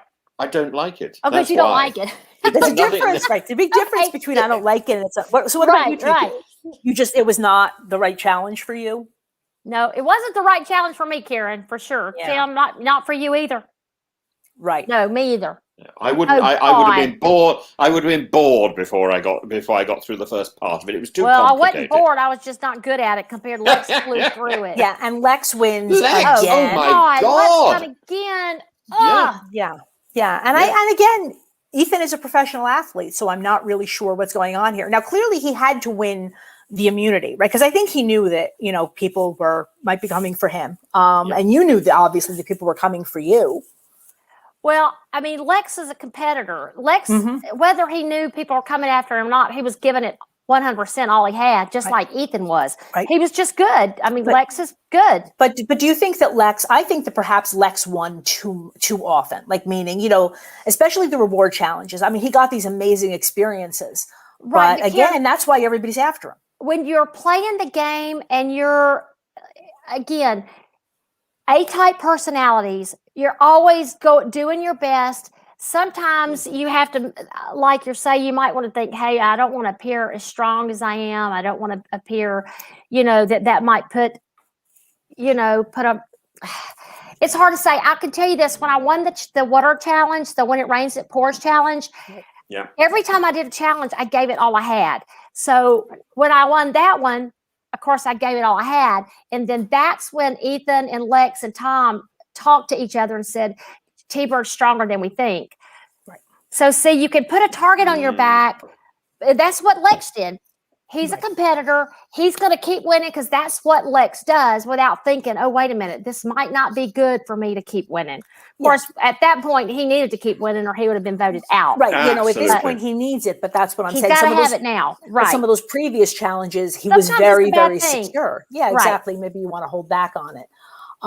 So after the challenge, Lex says, T-Bird is in a world of hurt, right? And he's right. But, you're still trying, right? You're trying to get Lex and Kim to vote. Obviously, I think you could have gotten Lex out, right, if he hadn't won. But now your new plan is you're trying to get Lex and Kim on board to vote Tom out. No. Well, you know what? Really and truly, Karen, I don't really know what I was trying to do. Mm-hmm. I just knew that I had to throw some doubt in about Big Tom. Oh, yeah. I'm not sure who I was trying to get to do. I was just trying to get it mixed up. I pretty much knew it was But Lex. this was it wasn't going to work. This was just dirt. This wasn't true. Yeah, it was true. It was true. It was true, but I still knew I was just throwing stuff up against the wall that to break those three up at this point was going to be because they still had, with the four of them, they still had some different ways they could go once they got me out because they all started together. They could figure that out. Yeah. Right. Yeah, it was true what I said, but it caused a rift between Big Tom and Lex once I left, but it didn't stop me from being the one going. Right. But it was absolutely the right thing to do because, again, like you said, if you know you're going, just throw stuff at the wall, make stuff up. Yeah. Right. I didn't make anything up, but that's why I asked whether Tom had really said that to you, because if you had made it up, I would have been absolutely fine with it. I wonder, I'm trying to remember how Tom reacts to Big Tom, and you'll see it, Tim, when you watch the next one. I know they had it. I don't remember Big Tom ever saying, hey, that's not true. Because Big Tom, again, he doesn't lie. He doesn't. No. I mean, he could. I mean, a lot of people in that situation would have been, hey, I don't know what you're talking about, man. But I don't think Big Tom did that. It's kind of like when Lex asked me if I had voted for him. Mm-hmm. Well, he didn't ever ask me that, by the way. He said, I know you're the real deal. So he never actually said, T-Bird, was it you that voted against me? Because then I would have had to have decided, now what am I going to do? I remember when my back got really up over Lex. It was when he went for people, when he went around the place trying to work out who had voted for him. I just, yeah. for God's sake, man, shut up. One vote. Right. One vote. And Tim, you know what? I think that's when a lot of the, as far as the popular vote, kind of turned the people, kind of the fans, maybe turned against him a little bit. They thought, Yes, he's gotten one vote and he's going crazy. I mean, it's the game, and I think that if he went back and played again, he would have changed that and been. But he's passionate. He's a passionate guy, and he reacted just like we all react. You know. but you know, Right. it's one of the problems you've got whenever you put yourself out there, in order to get liked, in order to get those nice votes, you're always going to get some nastiness thrown at you. So if you're a threat and you play hard enough, yeah, people are going to be coming after you. That's part of it. And I guess the idea of that one vote just tore him up, which worked out pretty good for me. Oh yeah, absolutely. Not good and like enough, you said, you didn't even have to lie. I'm saying in terms of like your gameplay versus Kelly's, right? It's totally reasonable for him to suspect Kelly because Kelly really was always suspicious of him. Whereas with Lex, he doesn't even come to you and ask, "Did you vote for me?" He's like, "I know you're good." Yeah. Right. And that's how you got away with it. And some people have asked me what I was told him if he had said, T-Bird, did you vote for me? If he'd actually asked me. And I think I would have deflected as far as, I think what I would have probably said, I wouldn't have said no, but I would have said, Lex, why would I have voted for you? Why at this point in the game would I? So I still would have just deflected, I think. I was going to say the other person who only sort of acquired character later on in the game was Brandon. Don't you think? What was he like? Well, Brandon was all over the place because before Brandon was voted out, and you know, Brandon got voted out, but Lex went against his alliance of Ethan and Big Tom and voted with Brandon. And everybody else voted against Brandon. But the night before Brandon was voted out, Brandon came to me and said, T-Bird, let's do something. And I thought to myself, I can't trust you, Brandon. I mean, once you lose that trust and you're all over the place, you know, if you've lost it. So, you know, but again, because Lex is loyal and true, and Lex and Brandon did not vote against Lex when a lot of people did, which if Brandon had voted for Lex like the rest of us, we would have gotten him out the week prior. Right. So Brandon, at that point, I knew Brandon's not going to help my game at all. So I just have to, I have to move him out. I got to get him out. Right. Yeah. Right. Unfortunately, because he was the start of my alliance. But he bonded with Lex. Him and Lex bonded pretty quickly together once they were brought in together. Because you wouldn't have thought Brandon would have ever let Kim Powers, and that really hurt Kim Powers a lot. And even Kelly G had bonded with Brandon.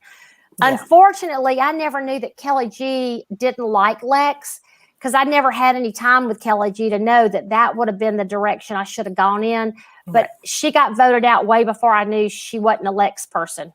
I didn't know. Right. Yeah. You had no way to knowing. Yeah. Kelly didn't like to be told what to do, by the way. Right. And remember, Lex was telling everybody how to play. Absolutely. What to do. It would have driven me insane. And Kelly Goldsmith, big fan, very young girl, by the way. Yeah. Extremely intelligent, extremely smart, extremely independent.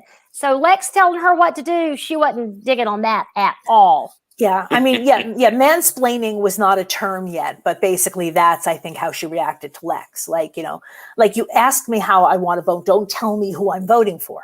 Right. Right. And so again, as much as I like Lex, and I think he did a lot of things right in this game, there's been a few times where I feel like he could have played better.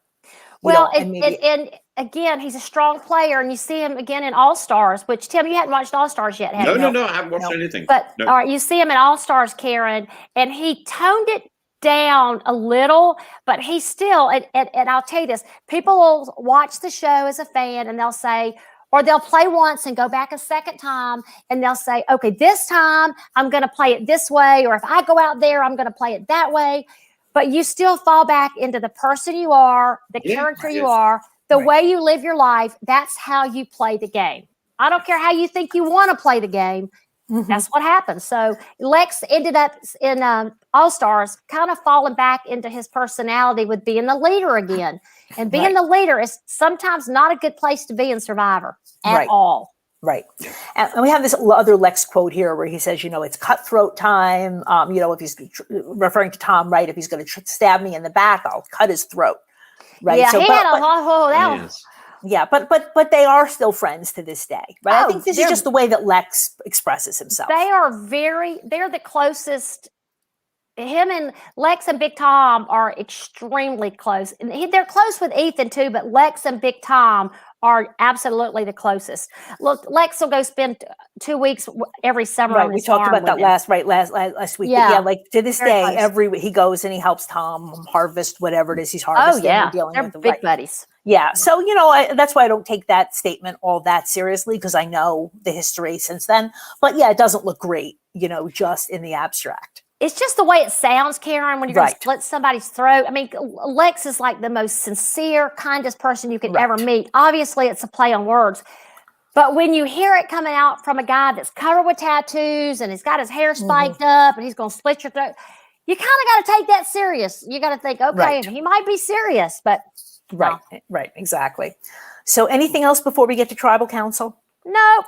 Okay, so get to Tribal Council, and Probst brings up this discussion from last week about, Lex is talking about the walk of shame, right, that people take when they get voted off. And Lex realizes that, again, maybe he shouldn't have said that, right, because the jurors might not like, referring what happened to them as a walk of shame.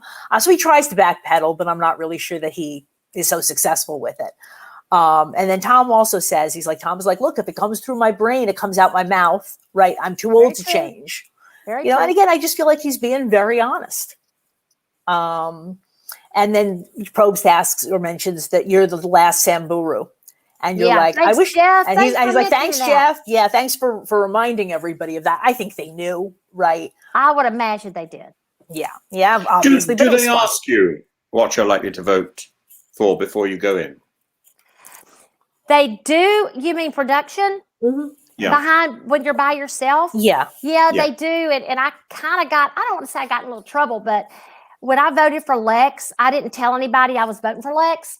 Mm-hmm. And even Frank asked me on the way to Tribal Council who I was going to vote for. And I thought, I knew Frank, if Frank voted against Lex, he couldn't keep it quiet. He would say, because that's, Frank is a very honest, direct person. So I told Frank, just vote like everybody else is doing. So I never even told production I was voting against Lex. So I know afterwards they said, why didn't you tell us? And I thought, I don't know. I just didn't. I didn't tell anybody. Oh, and there are people who do play this game. I'm thinking of Danny Boatwright, right? Again, That's somebody else on a future season who production was very upset with her because she would not give them details about her game. And Karen, you know what? I don't think that's necessarily a bad thing because not at all. I know that when I was the first time, well, the only time I played, when I was in confessionals, I was after the fact, I remember some of the questions they were asking me. And now knowing the outcome, I'm like, oh yeah, that's why they asked me that. Mm-hmm. So if you pay attention, and it was about Silas, do you think Silas would actually vote with you? That should have been a clue to me that Silas was never going to. So if you let production know, then their questions when they get Lex out is going to be like, do you think T-Bird would have ever voted for, you don't know. So I think it's being very cautious. I think it's smart gameplay. The game is going on all around you in every direction. Production's part of that. Absolutely. Right. Am I allowed to just say something very, very naughty? Yes, you are. Please. It's off the outline. Okay. I remember when I was in the circle, production asked me at one point, do you think there's any alliance going on? I said, I don't know what you mean. And of course there was a thing that 3 people had ganged up and they called themselves the Circle of Trust, and they effectively swung the game. And I didn't know. And I was, on the top for most of the game. Right. But I didn't know, but it was production, and production was probing. And if I'd listened clearly, exactly. But I didn't want to hear that sort of thing. Well, but if you played again, then you would pay attention to everything because you know that they're building a storyline. Oh, I And knew part of that. that Yeah. storyline is trying to pull all this information on different scenarios. Yeah. So Danny was very smart, I think, in the way she played that. And it's the same reason I didn't tell him I was voting against Lex. The same exact reason. Yeah. So, Right. Yeah. Like I said, production hates it when you do that. But if Yeah, your they goal do. is to They do. win, but if your goal is to win, I totally. And production totally also understand. wants to know when you do something, they want to know why you've done it. And sometimes, right. And sometimes that's okay, Tim. it's not I'll tell you logical. why I did it. I'll tell you why I did it after I did it. But I'm probably Yeah. not going to tell you before I do it that I'm going to Yeah. do it. Yeah. But I also know of somebody who said he was going to vote in one way, and then when it came to the vote, he wanted to vote another way, and he was not allowed to because he'd already said what he was going to do. What? That might be I know, part of the rules in the circle. Well, Oh, wow.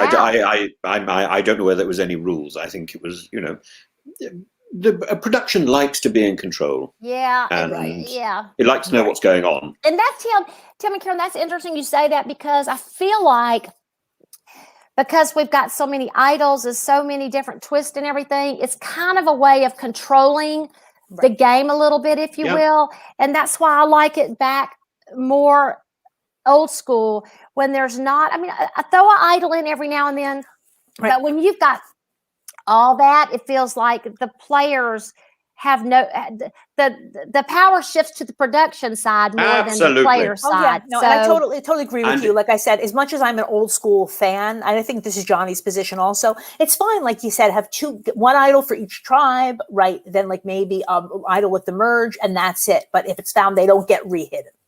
Right. And if production wanted to keep you in, they would find a way. Oh, and there's a winner, in a much later season that was amazing how he just kept tripping over idols.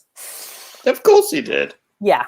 People have a big time problem with that. Yeah. I don't want to say that, but again, it's just a way of a little bit of controlling the outcome of the game. And I'm not saying they do that.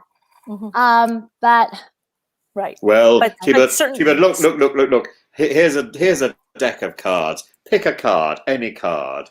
Yeah, that's what you're in. You're in a magic show, and it's amazing. And you have to say, I really admire your technique. But we as participants, we don't have that much choice.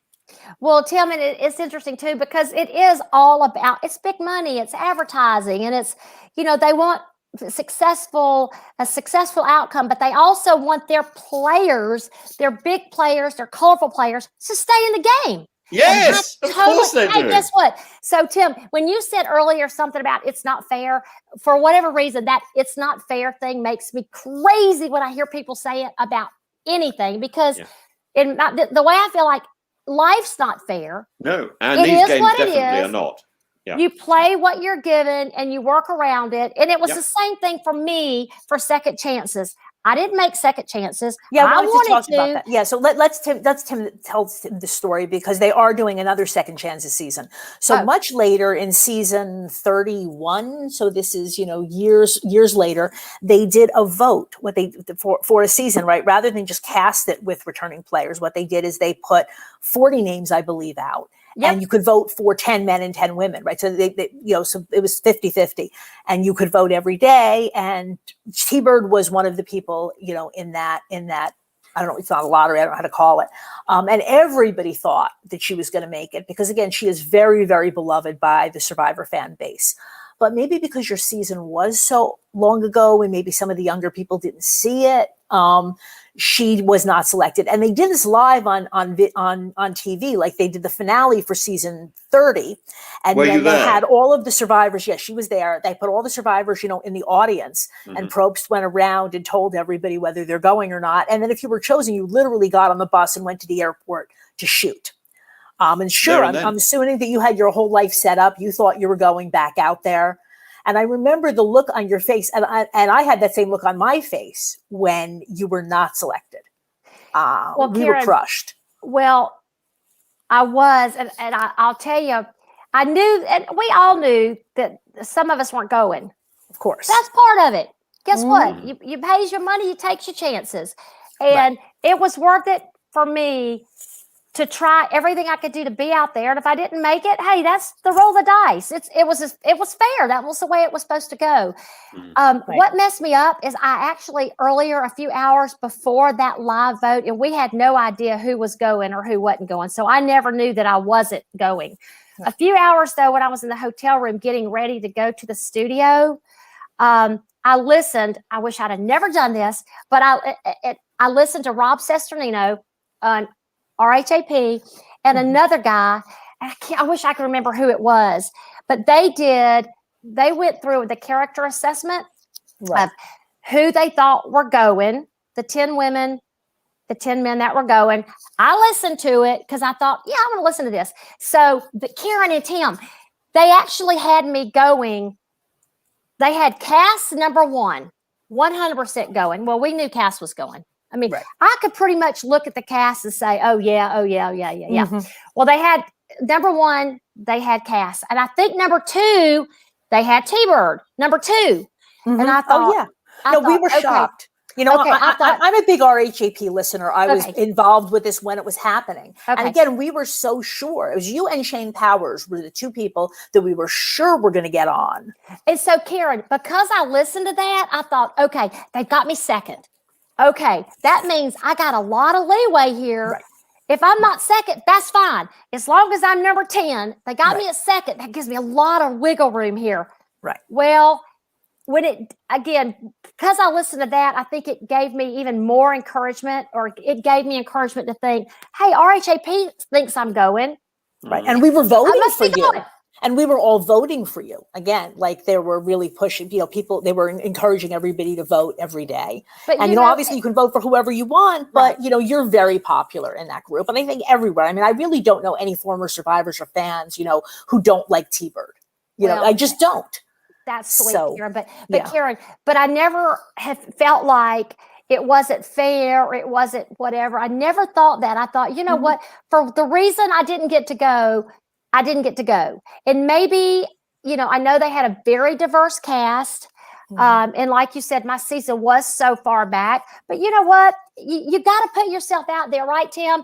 You got to put yourself out there. Absolutely. And if it works out, it works out. And that's in anything and everything in life. Right. You can't be afraid of being disappointed or being rejected, or you're never going to try anything.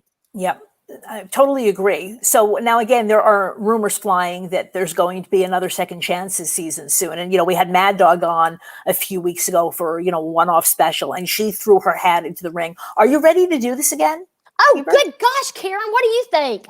Absolutely, I think 100,000 million trillion %. Okay. So You'd be wonderful. You'd be wonderful. Oh, Yes. Tim, you're so sweet. And you have to play with Matt and Johnny. Now, I know Johnny technically has already played a second time, but, we kind of pretend that didn't happen. Has he played twice or 3 times? He has played twice. Okay. Johnny could play forever. I mean, he's just a joy. Yeah, he is. Yeah. Isn't he? He's a Really? character. He's a character. And we're definitely hoping he'll be back. But again, I don't think he can do Second Chances because he was on another season for a hot minute.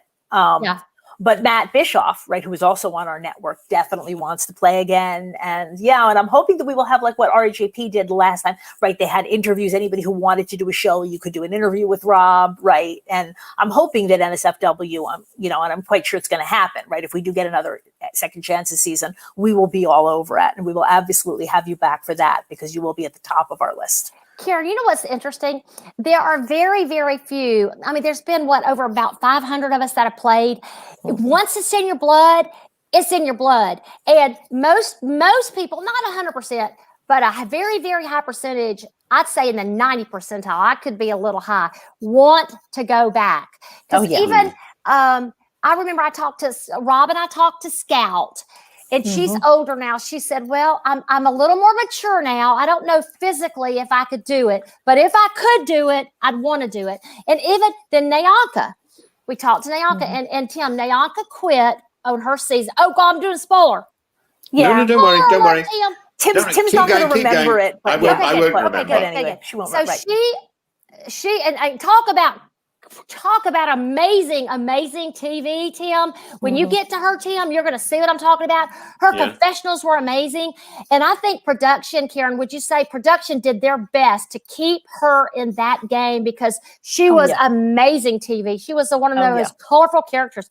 she has said she would really like to go back and play. So even people that exited early or exited by choice want to go back and play. It just gets in your blood. Yeah. And in case this isn't clear, I mean, I really recommend everybody, listen to Talking with T-Bird, where she finds these, survivors from older seasons.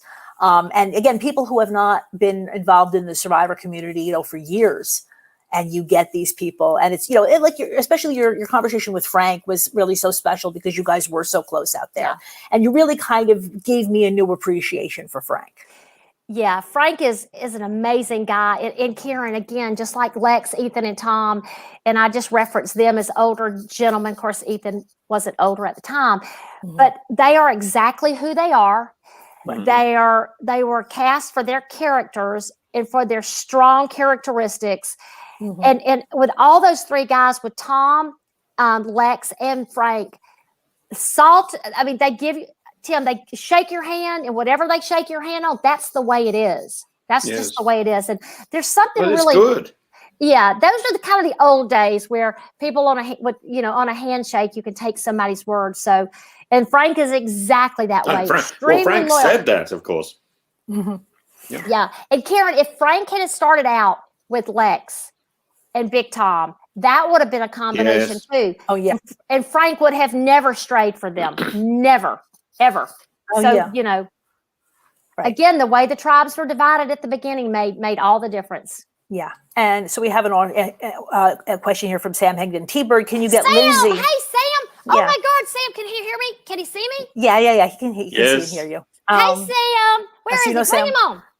I can't do that, but you said, can you get Lindsay on Talking with T-Bird? Sam, you already had Lindsay. Yeah, we've already had Lindsay on Talking with T-Bird. Sam, hers was a very powerful segment. And if you will send me a Facebook message or a Twitter message or whatever, I will send you the link to Lindsay's Talking with T-Bird. Where did he go? He's gone. Yeah, no, but he's still listening. I just took it off the screen. He's still watching. So Don't worry. Send me, if we're not friends, we need to be, Sam. Send me something so I can follow you and send you the link. Yeah, because they're again, many of these interviews are just so amazing. Thank you. And they're really, really worth listening to. Karen, I tell you what I like about them is it's a lot of times when I approach people, they'll say, oh, well, Survivor was so long ago. What else is there to talk about? Lex said that. What else is there to talk about? But we talk about what they're doing and just everything in their life that is just like with Todd Herzog, the challenges he went through after his season, the dark times he went through. And it's really encouraging, and it helps a lot of people to hear sometimes what other people have gone through. Everything's not great for everybody all the time. We all have challenges and things we need to get through. And if you hear somebody else that you admire, like a Todd Herzog or a Lex or Lindsay, I mean, Lindsay's is so powerful. It's uplifting. It helps you.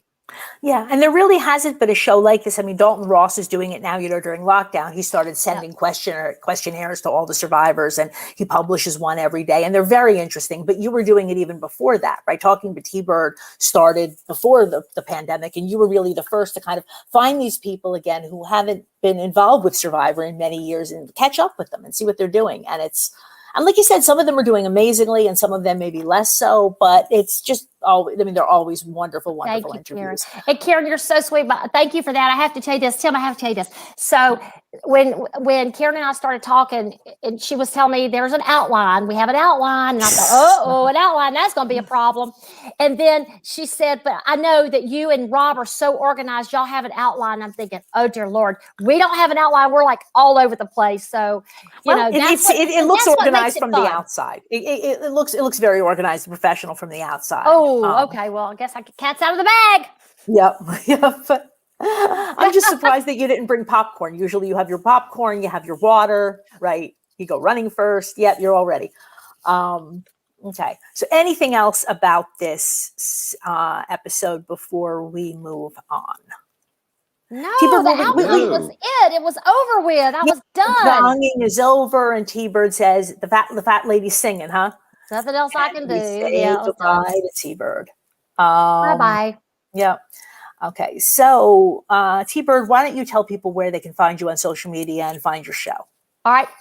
at T-Bird Cooper, Instagram at T-Bird Cooper, Twitter at T-Bird Cooper. I think Karen, double check me on that. Facebook, Teresa Cooper Carroll. And our RHAP, Talking with T-Bird, you can download. I think we've done like 35 different segments now, of mostly old school, not all old school, right. but mostly old school for right now. Yeah, I'm not sure if there's a separate podcast feed just for Talking with T-Bird. And they put out a lot of episodes, but the best way to find these, if you just want to find these, is to go to their website. Rob has a website.com, and then you can you can search for Talking with T-Bird there, and all the episodes are there. Yeah, thank you for that. Thanks for that plug, Karen. Yeah, no, like I said, I'm happy to do it because it's such an amazing show. It really is. And you were such a natural. I mean, even in the beginning, you were just very comfortable, because a lot of people are not, and it was amazing. Tim, what about you? Tell everybody where they can find you. I can be found on Instagram on Professor_Tim_Wilson. Are we friends on there, Tim? No, but we're going to be. We're going to be. It's getting ready to happen. It's getting ready to happen right now. If you can do two things at once, I can't. I'm useless. But I'm going to. We will friend immediately. Tim doesn't, because I think we've got lots to say. You have a Facebook profile that seems to think that you are like an appliance repairman or something. It's very, very odd. What? There was some kind of weird thing with Facebook. Yeah. Tim, are you Professor_Tim_Wilson? Yes, exactly. Yeah. Yes. Yeah. Or if you just search for him, but you have to search for Professor Tim Wilson, not just Tim Wilson. Yeah. And then on Twitter, I'm Prof_Tim_Wilson. And then in YouTube, I go under my partner's name, which is Zontul, which is behind me. ZONTULFILMS. Oh, you have a YouTube? LTD. You have a YouTube thing? And in American, because I can do this now, I'm so clever. I can do ZONTULFILMS LTD. And oh my gosh. Zontul Films Limited. Karen, Tim's all over the place. Yeah. and what are we going to do with him? Right.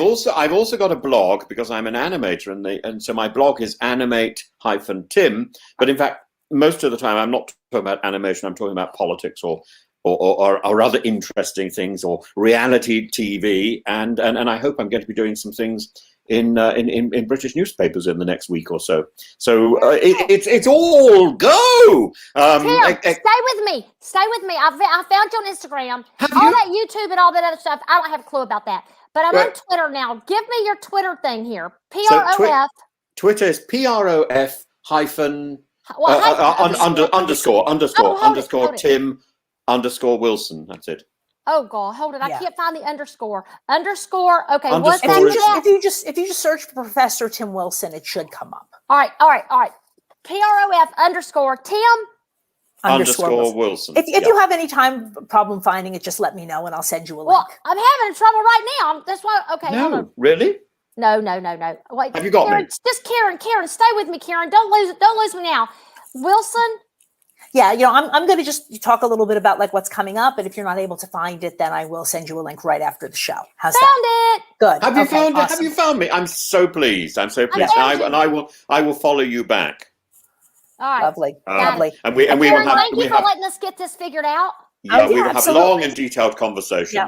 And my Twitter as Karen Talks a Lot. Do I have you there? Hold on a minute.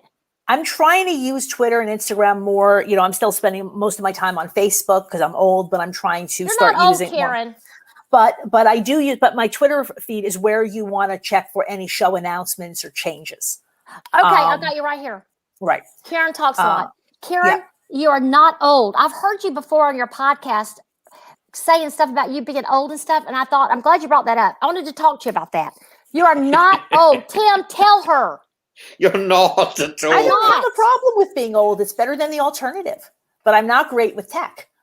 But everybody really should follow T-Bird on Twitter. I mean, she's just a love bomb and a positively bomb, and she uses hashtags and emojis. You really should give Tim a lesson, because on the circle these things are really, really important, and Tim really doesn't know how to use them. Karen told me you don't know what emojis are. I don't even say it right, but you don't know what when you send somebody a message, then you send them a happy face or Oh, I can do the miss happy you, I make a face. tear. Yes, you I should can do the happy face. That's the one about that as he far knows. as I can go. Well, And I can- there's a whole list of stuff, and you just Yeah. send how you're feeling. Just can't find them. I just can't find them, and I get and the one time I tried to find them, I just kept finding aubergines, or you call them eggplants, and I thought that's not what I want to be sending. Eggplant. Well, people do send it. It depends on what you're trying to say. Yeah, I don't think it was what I was trying to say. I have sent people completely inappropriate emojis in the past, and I thought, no, we cannot go there. We cannot go there. Another thing that's fun NSFW is exactly what you think it is. So, Karen, I got to tell Tim, another thing that's fun are gifts. GIFs. Oh, gifts. I'd love to find gifts because I believe I became a GIF at one point. Icon and click on it. Whatever you're feeling, send it. It's great. I can't find them. If I could find them, I would have been gifting all over the place, but I just can't find them. I know. There's only so much will go in the head. But he wasn't really even using social media before the circle, right? I think that's why he was so heavily recruited. I had nothing, and so and I think I set up, or someone set up my Instagram for me the day before I went into the circle, and that was it. It shot up while I was in there. They finally let me have access to it. How long ago were you on the circle? Late 2019, right? Yeah, that's pretty recent. Yeah, I'm very new. As I said, I'm a reality TV virgin. And I had seen no reality TV at all before. Do you want to go back? Can you go back and play again? Did they have second chances for that? I probably won't, but there are things I would do. What? I might seriously consider. I might seriously consider Survivor if it asked me. Awesome. You know? Well, I'm asking you. That would be amazing. Just Tim on the beach in a three-piece suit. In a three-piece suit, believe me, it would remain on, and the pith helmet. How would he do on Big Brother, Karen? How would Tim do on Big Brother? Tim would be fantastic on Big Brother, but I want feeds, right? Because you would just tell all your stories. It would be so much fun. I think you'd be great. Yeah, really good. Well, I have friends on Big Brother now, so it's very interesting talking to them about Big Brother, and I think I understand. I'm fascinated by the production of these things as well, as well as the game. But I think, I love magic, and I love that sort of idea that I can participate in this sort of magic environment. That's good. I'd quite like to do Strictly Come Dancing, or I think you call it Dancing with the Stars. I would be one of the dancers, not the star. Oh, yeah. Oh, that would be amazing. Get him on Strictly. Yeah, that'd be fantastic. I'd love to do dancing. I've tried dancing on stage in the past, years and years ago, and I was useless. I had to tap dance, and they eventually gave me double taps because it was lovely. Every time I made a noise, every time I walked, it went brum, brum. I just thought, I am dancing. I am the king, but I can't dance. I'd love to be taught. But that's the whole point, is that the pros teach you, right? You get people who are not ballroom dancers. I remember going on a thing shortly after the circle, and I bumped into the people who were doing dancing on ice, and they said to me, "Oh, you should be on the show doing dancing on ice." I said, "But I can't skate." And they said, "Don't worry, we'd teach you." And I said, "I'd scream," and they said, "Great telly." And I thought, and every time I fall over, I'd say, "Hemophilia." And they said, "Don't worry, we'd have insurance." I thought, "Great, you have insurance, I have tablets." You are good TV, that's for sure. Tim is one of these people you could put on any show, and he would just be fantastic TV. What do you want to do? Well, we'll do something. We'll do something together. I would like to do the circle. Because you get to, sleep in a bed, you get to eat food, you even can bring, books and knitting and whatever, so that you're not too bored. To me, like spending 3 weeks, locked up in an apartment, because I don't know if you've seen The Circle. There are a few seasons that are on US Netflix, but Tim's are not among those, but I can get you a link.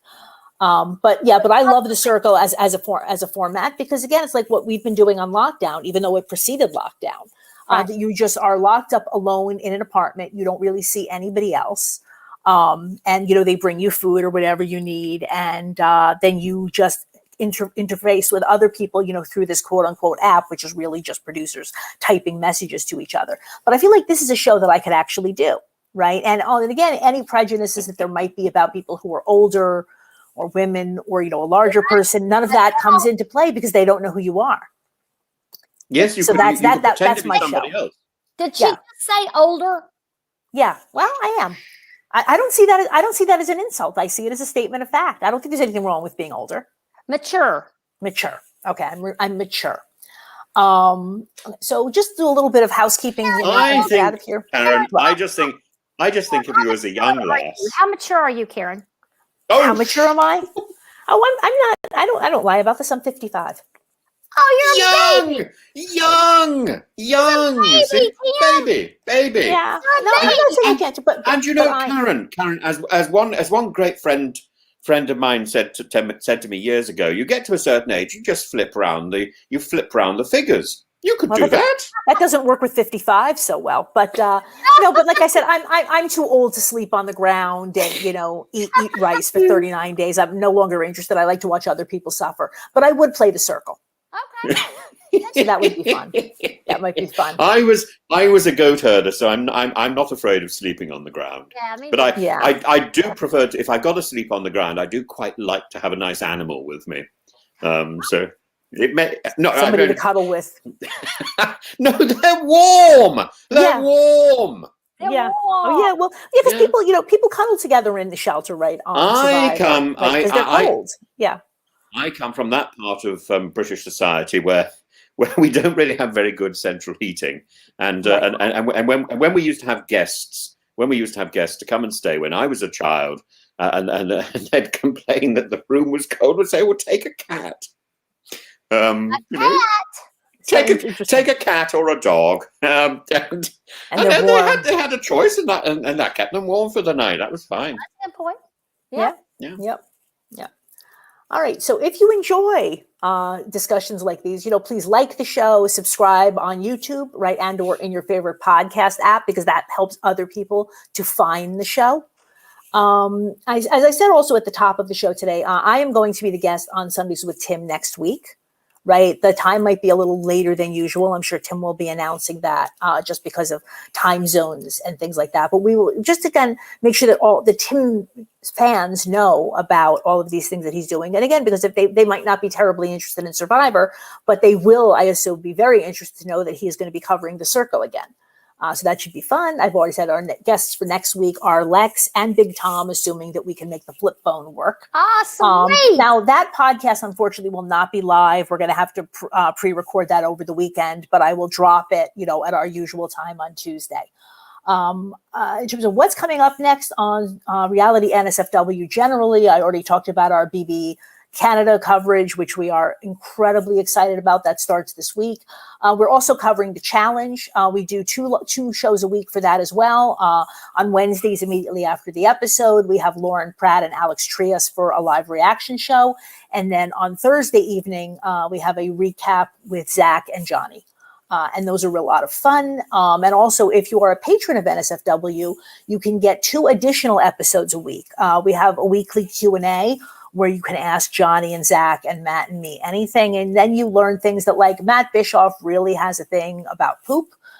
There's always a poop story with Matt. And Johnny tells a lot of stories on that podcast that he won't tell, in public. So I imagine he's got quite a few stories. Oh, he's got his stories. Yep. Yeah. And then we're also covering Australian Survivor season 2 of the modern iteration of the show. It's many people call it Australian Survivor 2017. Again, I think one of the best Survivor seasons ever made. I mean, I feel like the international versions are kicking U.S. Survivor's butt these days.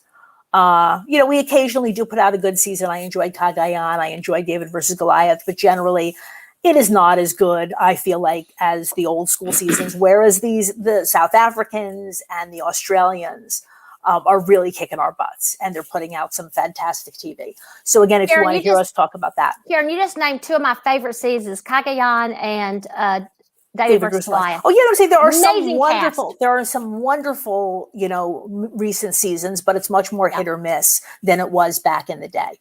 And patrons, we also do things like, besides those 2 shows, we do game nights. We did a patron hangout for New Year's Eve and for the Super Bowl.